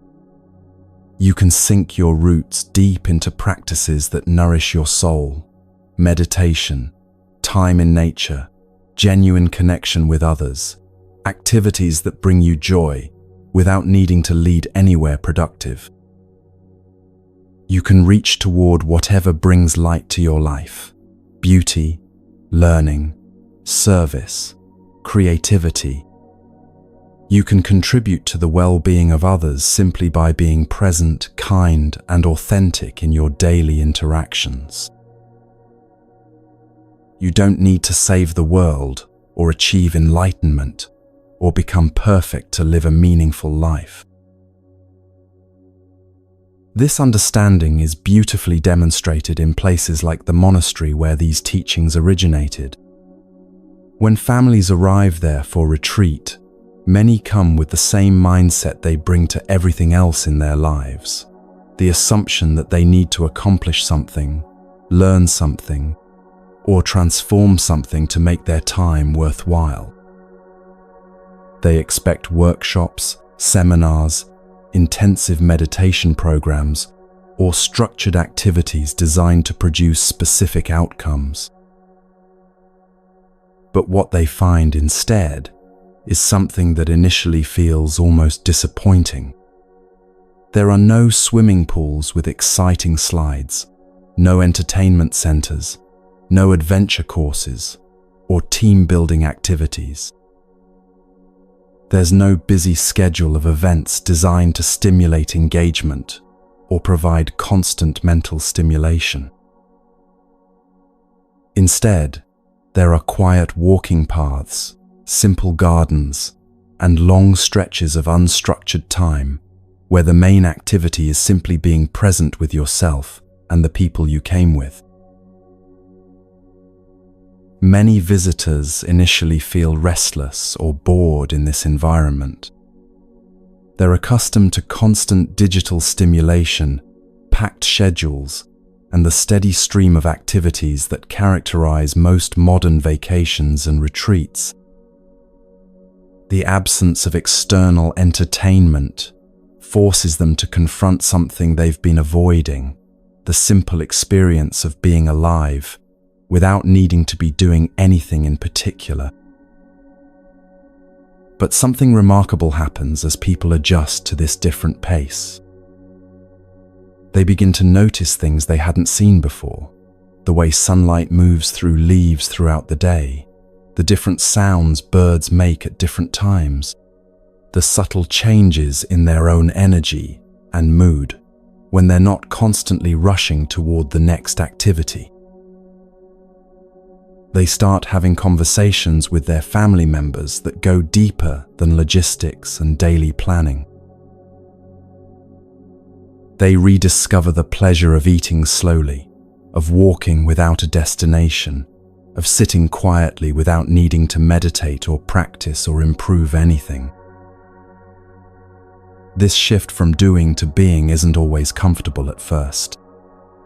Most people have become so identified with their productivity and achievements that they feel almost invisible when they're not accomplishing something. They don't know how to value themselves or their time when it's not being used to produce measurable results. The idea of spending hours just sitting in a garden or lying on grass feels wasteful, indulgent, or somehow morally questionable. But this discomfort reveals how deeply we've internalized our culture's obsession with productivity and constant improvement. We've forgotten that human beings are not machines designed to produce output. We're living organisms designed to experience the fullness of being alive, to feel, to connect, to appreciate, to love, to simply exist in this remarkable world we've been given. When we reduce ourselves to our productivity, we miss most of what makes life worth living. The permission to simply be doesn't mean abandoning all goals or becoming passive about your life. It means recognizing that your goals and activities arise from and return to a deeper foundation, your basic capacity to be present, aware, and responsive to life as it unfolds. When this foundation is solid, your actions become more skillful and effective because they're not driven by anxiety about proving your worth or escaping from inadequacy. When this foundation is shaky, even your most impressive achievements often feel hollow because they're built on the unstable ground of needing to be different than you are. This teaching becomes especially important in our current era of social media and personal branding, where people feel constant pressure to document and monetize every aspect of their lives. The idea that every experience should be shareable, every skill should be marketable, and every moment should contribute to building your online presence creates an exhausting relationship with your own life. You start experiencing your own experiences through the lens of how they'll look to others rather than how they actually feel to you. Buddhist wisdom suggests a different possibility, that most of the richest, most meaningful aspects of life happen in private moments that don't translate well to social media. The quiet conversation with a friend where you both let down your guards. The moment of appreciation you feel watching rain fall on your window. The sense of peace that settles over you when you finally stop trying to figure everything out and just let yourself be confused for a while. These experiences don't produce content, but they produce something more valuable. They produce contentment. Learning to value these unproductive, unshared moments is essential for developing what Buddhist teaching calls ordinary mind, the capacity to find fulfillment in whatever is actually happening rather than constantly seeking better, more exciting, or more meaningful experiences. Ordinary mind doesn't mean settling for mediocrity or giving up on dreams and aspirations. It means discovering that the peace and happiness you've been seeking through achievement and improvement are actually available in any moment when you stop looking elsewhere for them. This understanding can transform your relationship with every aspect of your daily life. Instead of rushing through routine activities to get to more important things, you begin to see that these routine activities are your life. Washing dishes, commuting to work, having ordinary conversations with family members, these aren't obstacles to overcome on your way to real living. They are real living, and they become meaningful when you bring full presence to them instead of treating them as time to endure. The monastery environment teaches this lesson simply by removing most of the distractions that normally prevent people from discovering the richness of ordinary experience. Without constant entertainment options, people are invited to find interest and even joy in activities they might normally consider boring. Walking slowly on a path, eating a simple meal in silence, sitting still without any agenda except to notice what it feels like to be alive. These activities aren't exciting in the way our culture defines excitement, but they provide a different kind of satisfaction, the satisfaction of being fully present with your own experience. This doesn't mean that all excitement and stimulation are problematic. It means recognizing the difference between stimulation that enhances your capacity to be present and stimulation that distracts you from presence.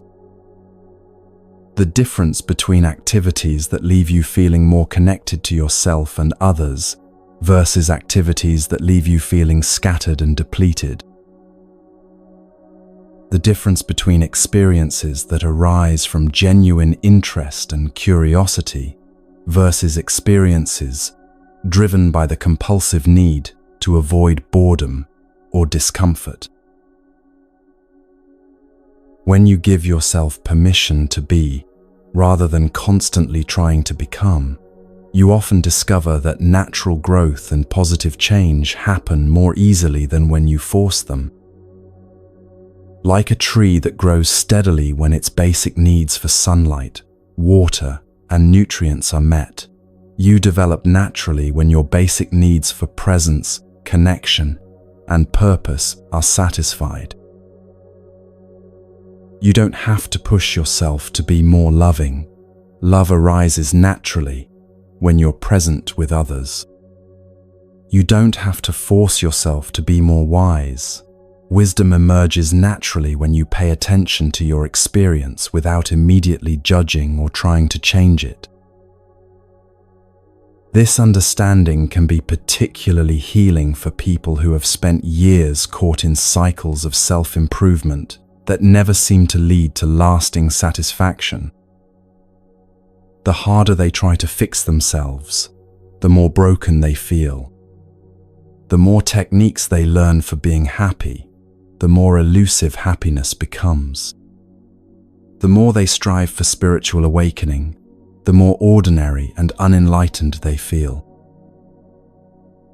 Buddhist teaching suggests that this struggle often stems from a fundamental misunderstanding, the belief that you need to become different before you can be at peace. But what if peace doesn't require becoming different? What if it's available right now, in this moment, regardless of how enlightened or unenlightened you feel? What if the very effort to achieve peace is what prevents you from noticing the peace that's already here?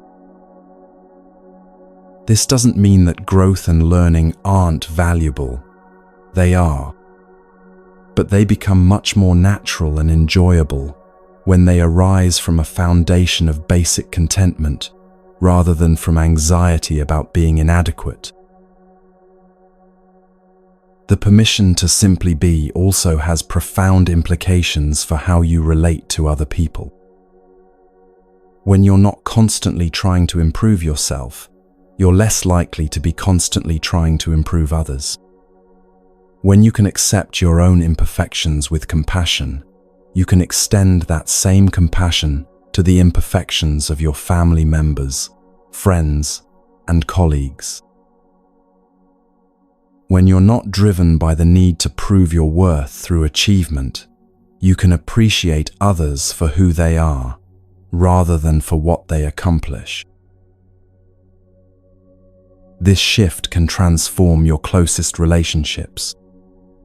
Instead of loving your partner while secretly hoping they'll change in specific ways, you can love them as they actually are right now. Instead of parenting from a place of anxiety about your children's future success, you can enjoy and support them as they naturally develop. Instead of friendship based on mutual improvement projects, you can have friendships based on mutual appreciation and acceptance. These changes don't happen overnight, and they don't mean becoming passive or lowering your standards for yourself and others.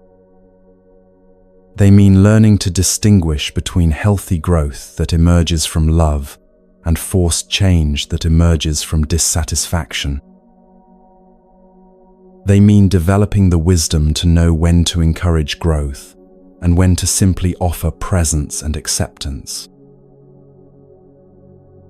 The monastery environment supports this learning by creating what Buddhist teaching calls Sangha, community that reflects back your basic worth regardless of your achievements or progress.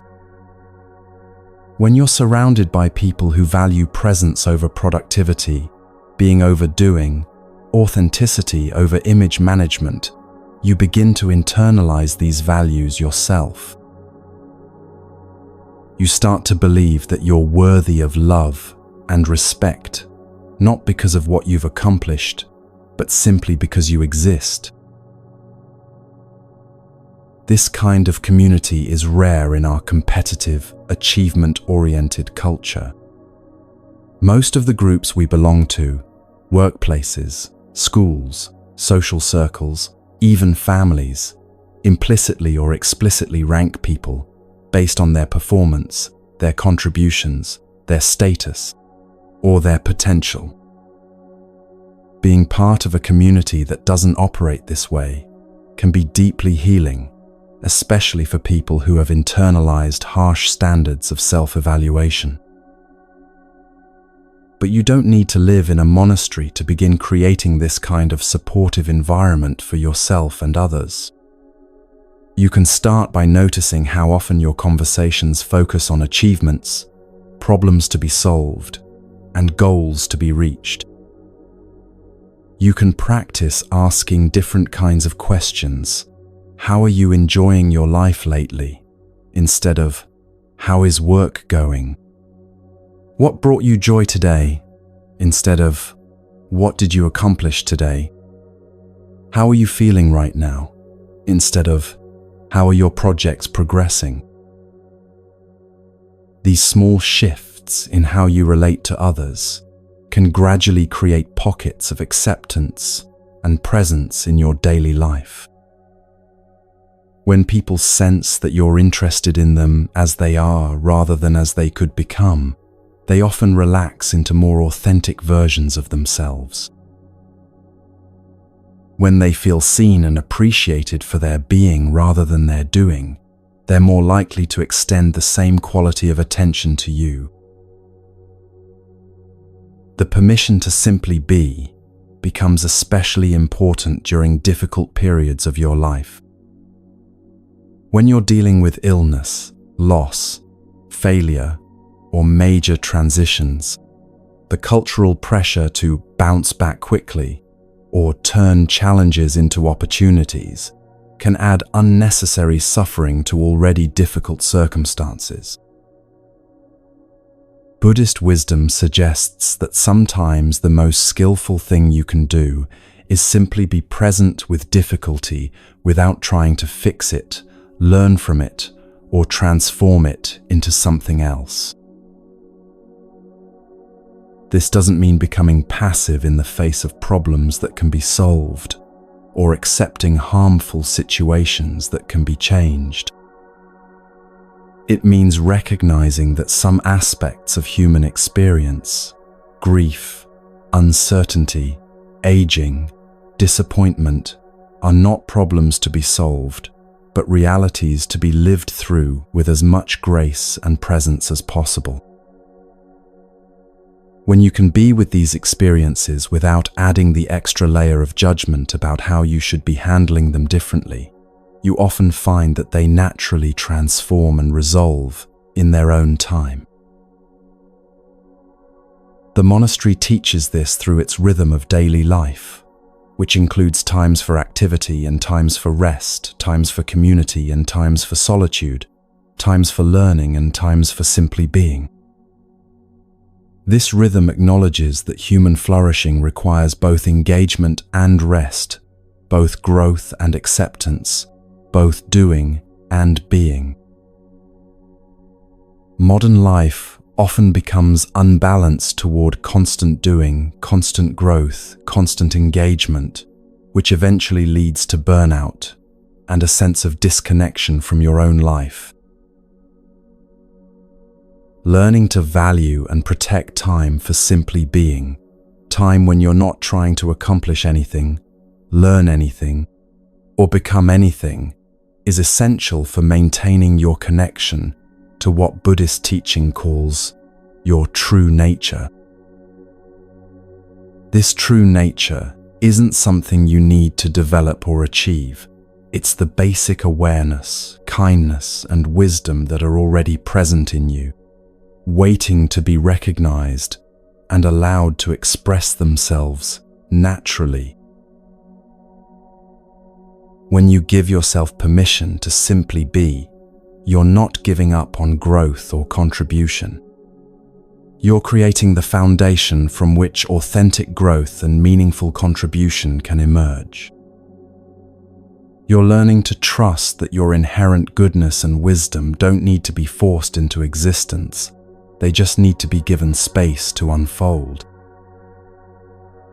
You're discovering that the person you already are, right now, in this moment, is enough to live with dignity, to love and be loved, and to make a positive difference in the world.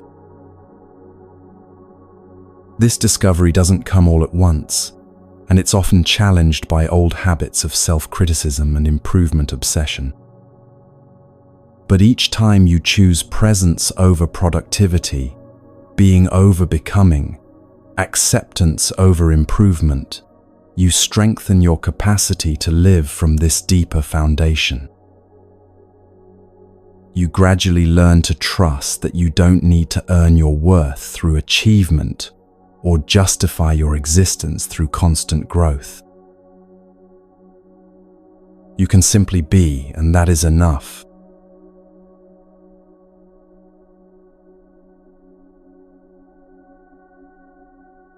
As we near the end of our journey together tonight, there's something essential I want you to understand about the path of letting go and finding peace.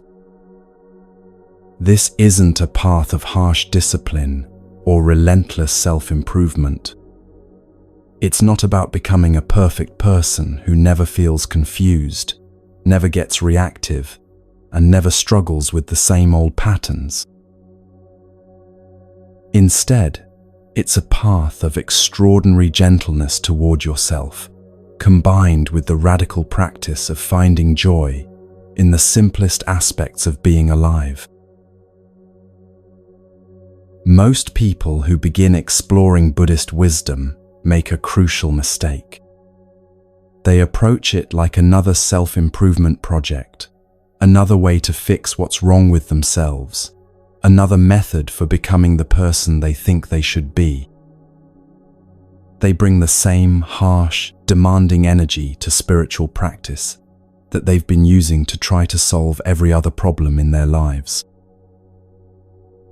When they meditate, they judge themselves for having thoughts. When they practice patience, they get angry at themselves for feeling impatient. When they try to let go, they become frustrated with themselves for still holding on. But this approach misses the very heart of what Buddhist practice is about. The practice isn't about eliminating your human imperfections or transcending your ordinary emotions and reactions. It's about developing a completely different relationship with these aspects of yourself, one based on understanding, acceptance, and gentle guidance rather than criticism, resistance, and force. You learn to treat yourself the way a loving grandmother treats a small child who is learning to walk, with infinite patience, constant encouragement, and the deep knowing that falling down is part of the process, not a sign of failure. This gentleness toward yourself isn't weakness or self-indulgence. It's actually the foundation of genuine transformation. When you're constantly fighting with yourself, most of your energy goes into the internal struggle rather than into actually growing and changing. When you approach your patterns and difficulties with curiosity and compassion instead of judgment and force, you create the safe internal environment where real healing can happen. Think about how you would help a good friend who came to you struggling with the same issues you're dealing with. You probably wouldn't tell them, they're terrible for having problems, or that they should have figured everything out by now. You'd likely listen with understanding, offer gentle encouragement, and remind them of their strengths and progress.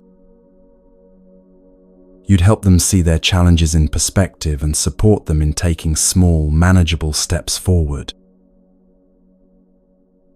The practice of self-compassion is simply learning to offer yourself this same quality of kindness and support. But self-compassion in Buddhist understanding goes deeper than just being nice to yourself. It includes the wisdom to recognize that suffering is part of the human experience, not a personal failure or a sign that you're doing life wrong. When you're going through difficult times, dealing with loss, facing uncertainty, struggling with old patterns, feeling overwhelmed by life's demands, the first noble truth of Buddhism reminds you that this is what it means to be human, not what it means to be defective. This understanding can be profoundly liberating. Instead of adding the extra layer of suffering that comes from thinking you shouldn't be suffering, you can meet your difficulties with the recognition that this is simply what life includes sometimes. You can be sad without thinking something is wrong with you for feeling sad. You can be anxious without judging yourself for not being more peaceful. You can be confused without believing that confusion means you're failing at life. This doesn't mean becoming passive or giving up on growth and healing. It means approaching your challenges from a place of acceptance rather than resistance, which actually makes positive change much more likely. The teacher in that French monastery understood this deeply. When he spoke to the families gathered there for summer retreat, he could see that many of them were carrying not just the ordinary stresses of daily life, but the additional burden of thinking they should be handling everything better. Parents felt guilty for getting frustrated with their children. Partners felt inadequate for having relationship conflicts. Everyone felt like they were failing at the spiritual life because they still got caught in reactive patterns. His response was to remind them that they were on a path of learning, not a test of perfection. The spiritual journey isn't about immediately becoming a calm, wise, compassionate person who never struggles. It's about gradually developing the capacity to be with whatever arises in your experience, including your own imperfections and difficulties, with increasing kindness and wisdom. Every moment of noticing that you're caught in an old pattern is actually a moment of awakening, not a moment of failure. This gentle approach becomes especially important when dealing with the deeper layers of healing that often emerge as you begin to live more consciously. As you create more space and stillness in your life, old hurts, unprocessed grief, and buried fears sometimes surface in ways that can feel overwhelming. The temptation is often to push these feelings away, distract yourself from them, or judge yourself for having them. But Buddhist wisdom suggests a different approach, learning to be present with difficult emotions without being consumed by them, like sitting by a fire that provides warmth without getting so close that you're burned. This requires developing what Buddhist psychology calls the mother mind, the capacity to hold your own pain and confusion with the same tenderness you would show to a hurt child. You don't try to fix the pain immediately or talk it out of existence. You simply offer it the safety of your presence, the comfort of your understanding, and the reassurance that you're not going anywhere. Often, this quality of gentle attention is exactly what allows old wounds to finally heal and release their grip on your life. But self-compassion is only half of what makes the spiritual path sustainable and joyful.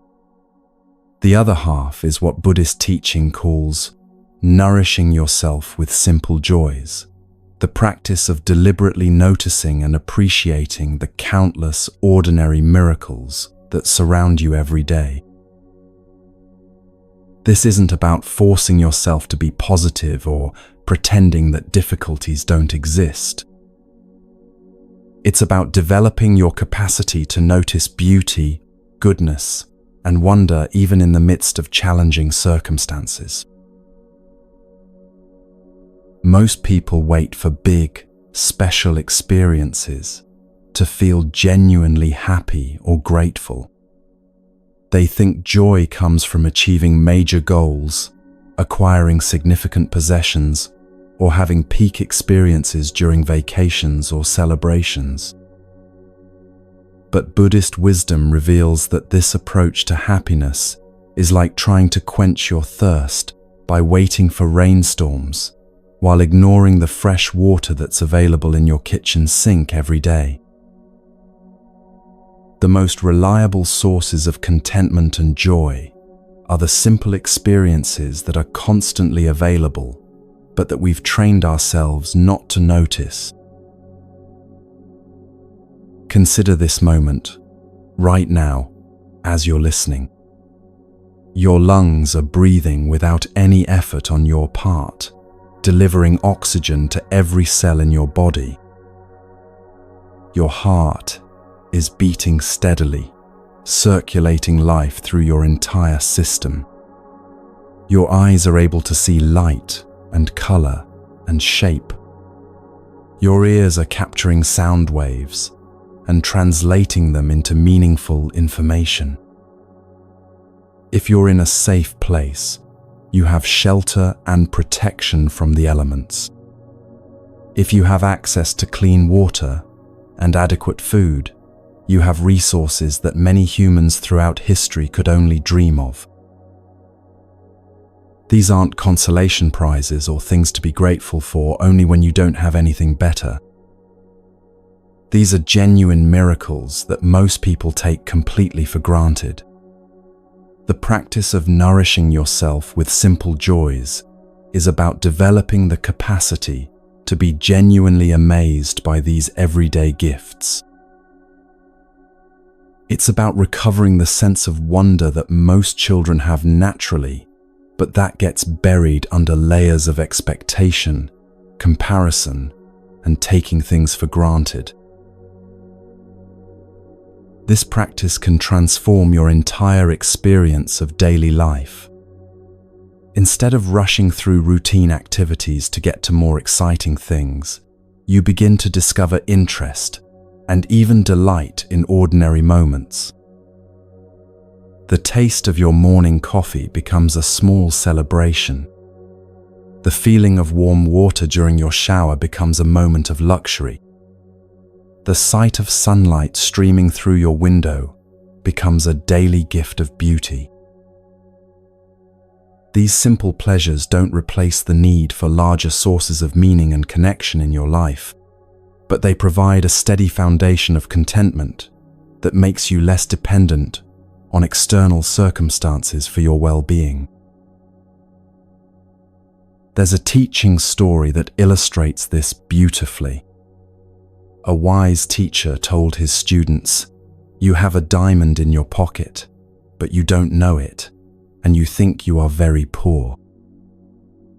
He was pointing to the fact that most people spend their lives searching for happiness in external things, while carrying within themselves and around themselves treasures they've forgotten how to see.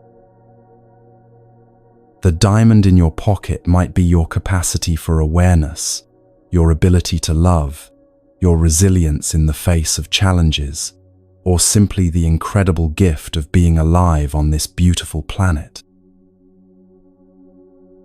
But discovering this diamond requires a shift in what you're looking for and where you're looking for it.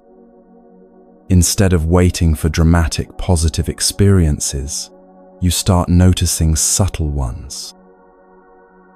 Instead of focusing on what's missing from your life, you begin to see what's already present. Instead of comparing your inner experience to other people's outer presentations, you start appreciating the unique qualities of your own journey. This doesn't happen automatically, especially if you've spent years training your attention to focus on problems, inadequacies, and future goals. It requires conscious practice, like exercising a muscle that's been neglected. You might start by setting aside a few minutes each day to deliberately notice things you appreciate: the comfort of your bed when you wake up, the convenience of having light available at the flip of a switch, the fact that you have access to clean water whenever you want it. You might practice what some teachers call ordinary gratitude, appreciation for things so basic that you normally don't even think about them. As this capacity develops, you begin to notice that contentment doesn't actually depend on your circumstances being perfect or even particularly good. You can feel genuinely grateful for small comforts, even when dealing with significant challenges. You can find moments of beauty and peace even during difficult periods of your life. You can appreciate what's working even when other things aren't working. This isn't about denying problems or pretending everything is fine when it's not. It's about developing the capacity to hold both difficulty and beauty, both struggle and appreciation, both challenges and gifts in your awareness simultaneously. This balance between acknowledging suffering and nourishing joy is essential for walking the spiritual path without becoming either overly serious or superficially positive. If you focus only on difficulties and problems, spiritual practice can become heavy and discouraging. If you focus only on positive experiences and try to avoid all discomfort, your practice becomes shallow and fragile. But when you can be present with whatever arises, while also deliberately cultivating appreciation for life's simple gifts, you develop genuine resilience and authentic happiness. The monastery environment supports this balance by creating space for both reflection on life's challenges and celebration of its simple pleasures. People are encouraged to be honest about their struggles and pain, but they're also invited to notice the beauty of natural surroundings, the nourishment of simple meals, and the comfort of genuine human connection.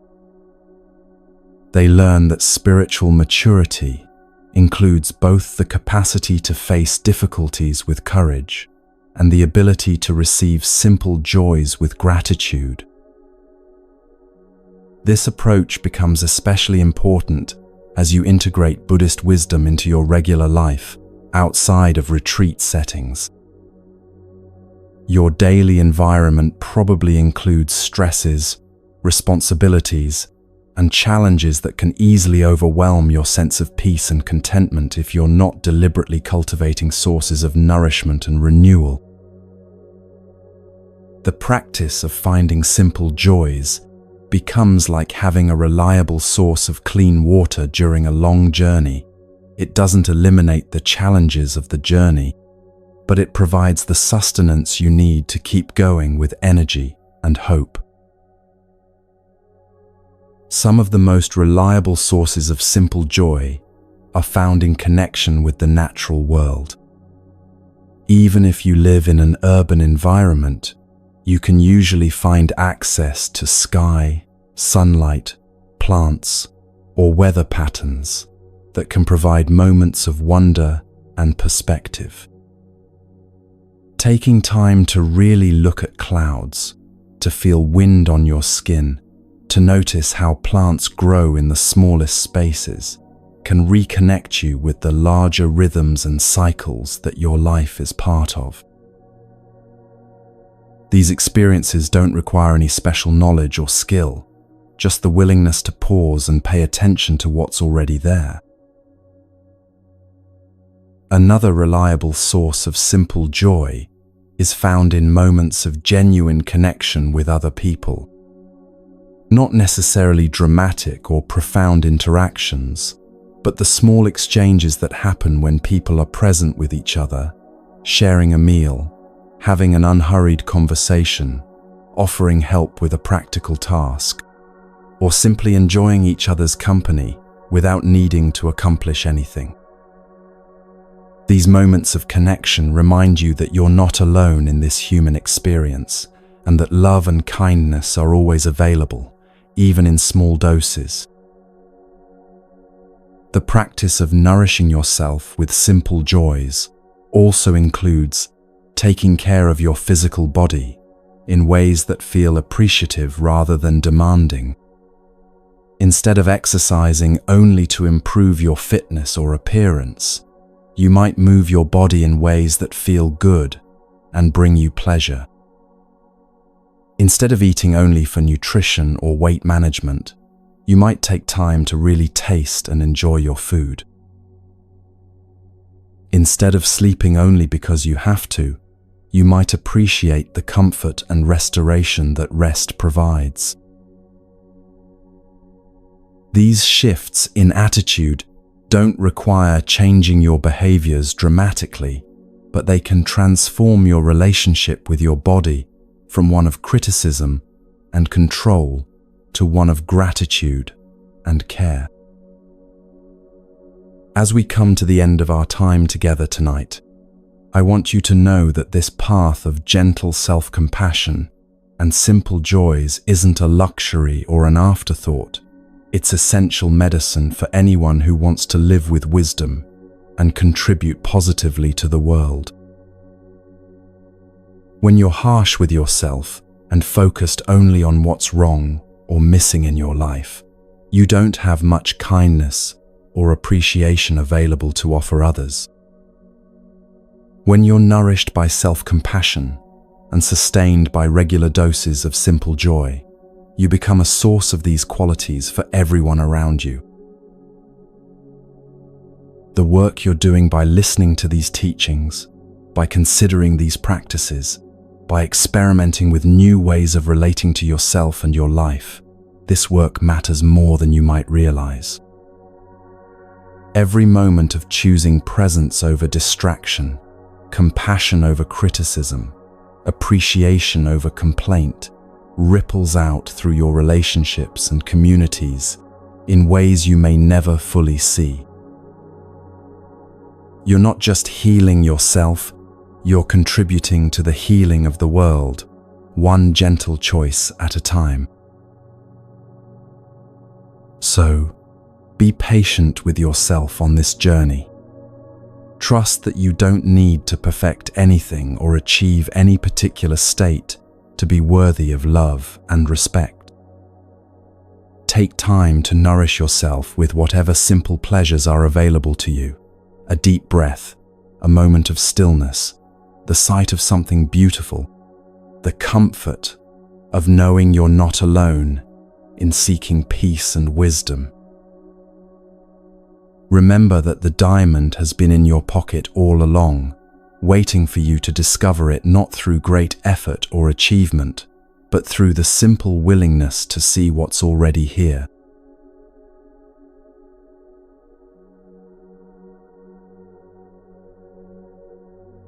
As our 3 hours together draw to a close, I want to offer you something that's traditional in Buddhist practice, a blessing for your journey ahead. Not the kind of blessing that asks for special protection or miraculous intervention, but the kind that simply acknowledges the beauty and courage it takes to be human, to seek wisdom, and to choose love over fear in a world that often makes both challenging. Tonight, you've opened your heart and mind to ancient wisdom that has been offering healing and freedom to people for over 2,000 years. You've considered the possibility that peace doesn't require perfect circumstances, that happiness doesn't depend on getting everything you want, and that freedom comes not from accumulating more, but from releasing what you don't actually need. These aren't just beautiful ideas, they're practical tools that can transform how you experience every day of your life. As you leave this quiet space we've shared and return to your regular activities, you're not going back to the same life you had before. You're carrying with you a deeper understanding of how your mind works, how your environment shapes you, and how you shape your environment. You know now that every moment offers you a choice between reacting from old patterns and responding from present moment awareness. You understand that the quality of consciousness you bring to any situation is always more important than the specific details of what's happening. The path ahead isn't about becoming a perfect person who never struggles or makes mistakes. It's about becoming increasingly skilled at meeting whatever arises in your life with the same gentle presence you've been cultivating tonight. When you feel overwhelmed, you can remember to breathe and return to this moment. When you find yourself grasping for something different than what's here, you can practice the art of letting go. When you notice old patterns of criticism or judgment arising, you can choose the path of compassion instead. These practices don't require hours of meditation or years of study, though both can be helpful if they appeal to you. They require only your willingness to remember, moment by moment, that you have choices about how to relate to your experience. You can wash your morning dishes as a meditation in presence. You can turn your commute into an opportunity to practice patience and awareness. You can transform ordinary conversations into expressions of genuine interest and care. The beautiful thing about this path is that it gets easier and more natural the more you practice it. Each time you choose presence over distraction, you strengthen your capacity for presence. Each time you respond with kindness instead of reactivity, you make kindness more available in future situations. Each time you find peace in ordinary moments, you expand your ability to access that peace whenever you need it. But perhaps most importantly, remember to be gentle with yourself as you integrate these teachings into your daily life. There will be days when you forget everything you've learned tonight and find yourself caught in the same old patterns of stress, judgment, and grasping. These aren't failures. They're simply opportunities to practice self-compassion and begin again. The Buddhist path isn't about eliminating all difficulties from your life. It's about developing the inner resources to meet difficulties with wisdom, grace, and an open heart. When you find yourself struggling, remember that you're not alone. Countless people throughout history have walked this same path of seeking peace in the midst of an often chaotic world. The wisdom you've touched tonight has been a source of comfort and guidance for mothers raising children, workers dealing with difficult bosses, students facing uncertainty about their futures, elderly people confronting the reality of aging and loss. You're part of a vast community of human beings who have decided that inner peace and compassionate action are worthy goals, regardless of how challenging the external circumstances might be. As you drift off to sleep tonight, or as you continue with your day, carry with you the understanding that everything you need for peace and happiness is already within you. Not as a potential that needs to be developed, but as a reality that simply needs to be recognized and allowed to express itself. Your capacity for awareness, your ability to love, your natural wisdom, these aren't achievements you need to earn. They're gifts you've always possessed, waiting patiently for you to stop looking elsewhere and discover them right where you are. May you find moments of genuine peace in your ordinary days. May you discover joy in simple pleasures that cost nothing and require no special circumstances. May you treat yourself with the same kindness you would offer to a dear friend who is learning and growing. May you remember that your life has meaning and value not because of what you accomplish, but simply because you are here, breathing, aware, capable of love and wonder. May the understanding you've gained tonight ripen naturally into greater compassion for yourself and all the people whose lives intersect with yours. May you become a source of calm in chaotic situations, understanding in conflicts, and hope in times of discouragement. May your practice of letting go create space for unexpected gifts to enter your life. May your commitment to presence help you notice the countless small miracles that surround you every day.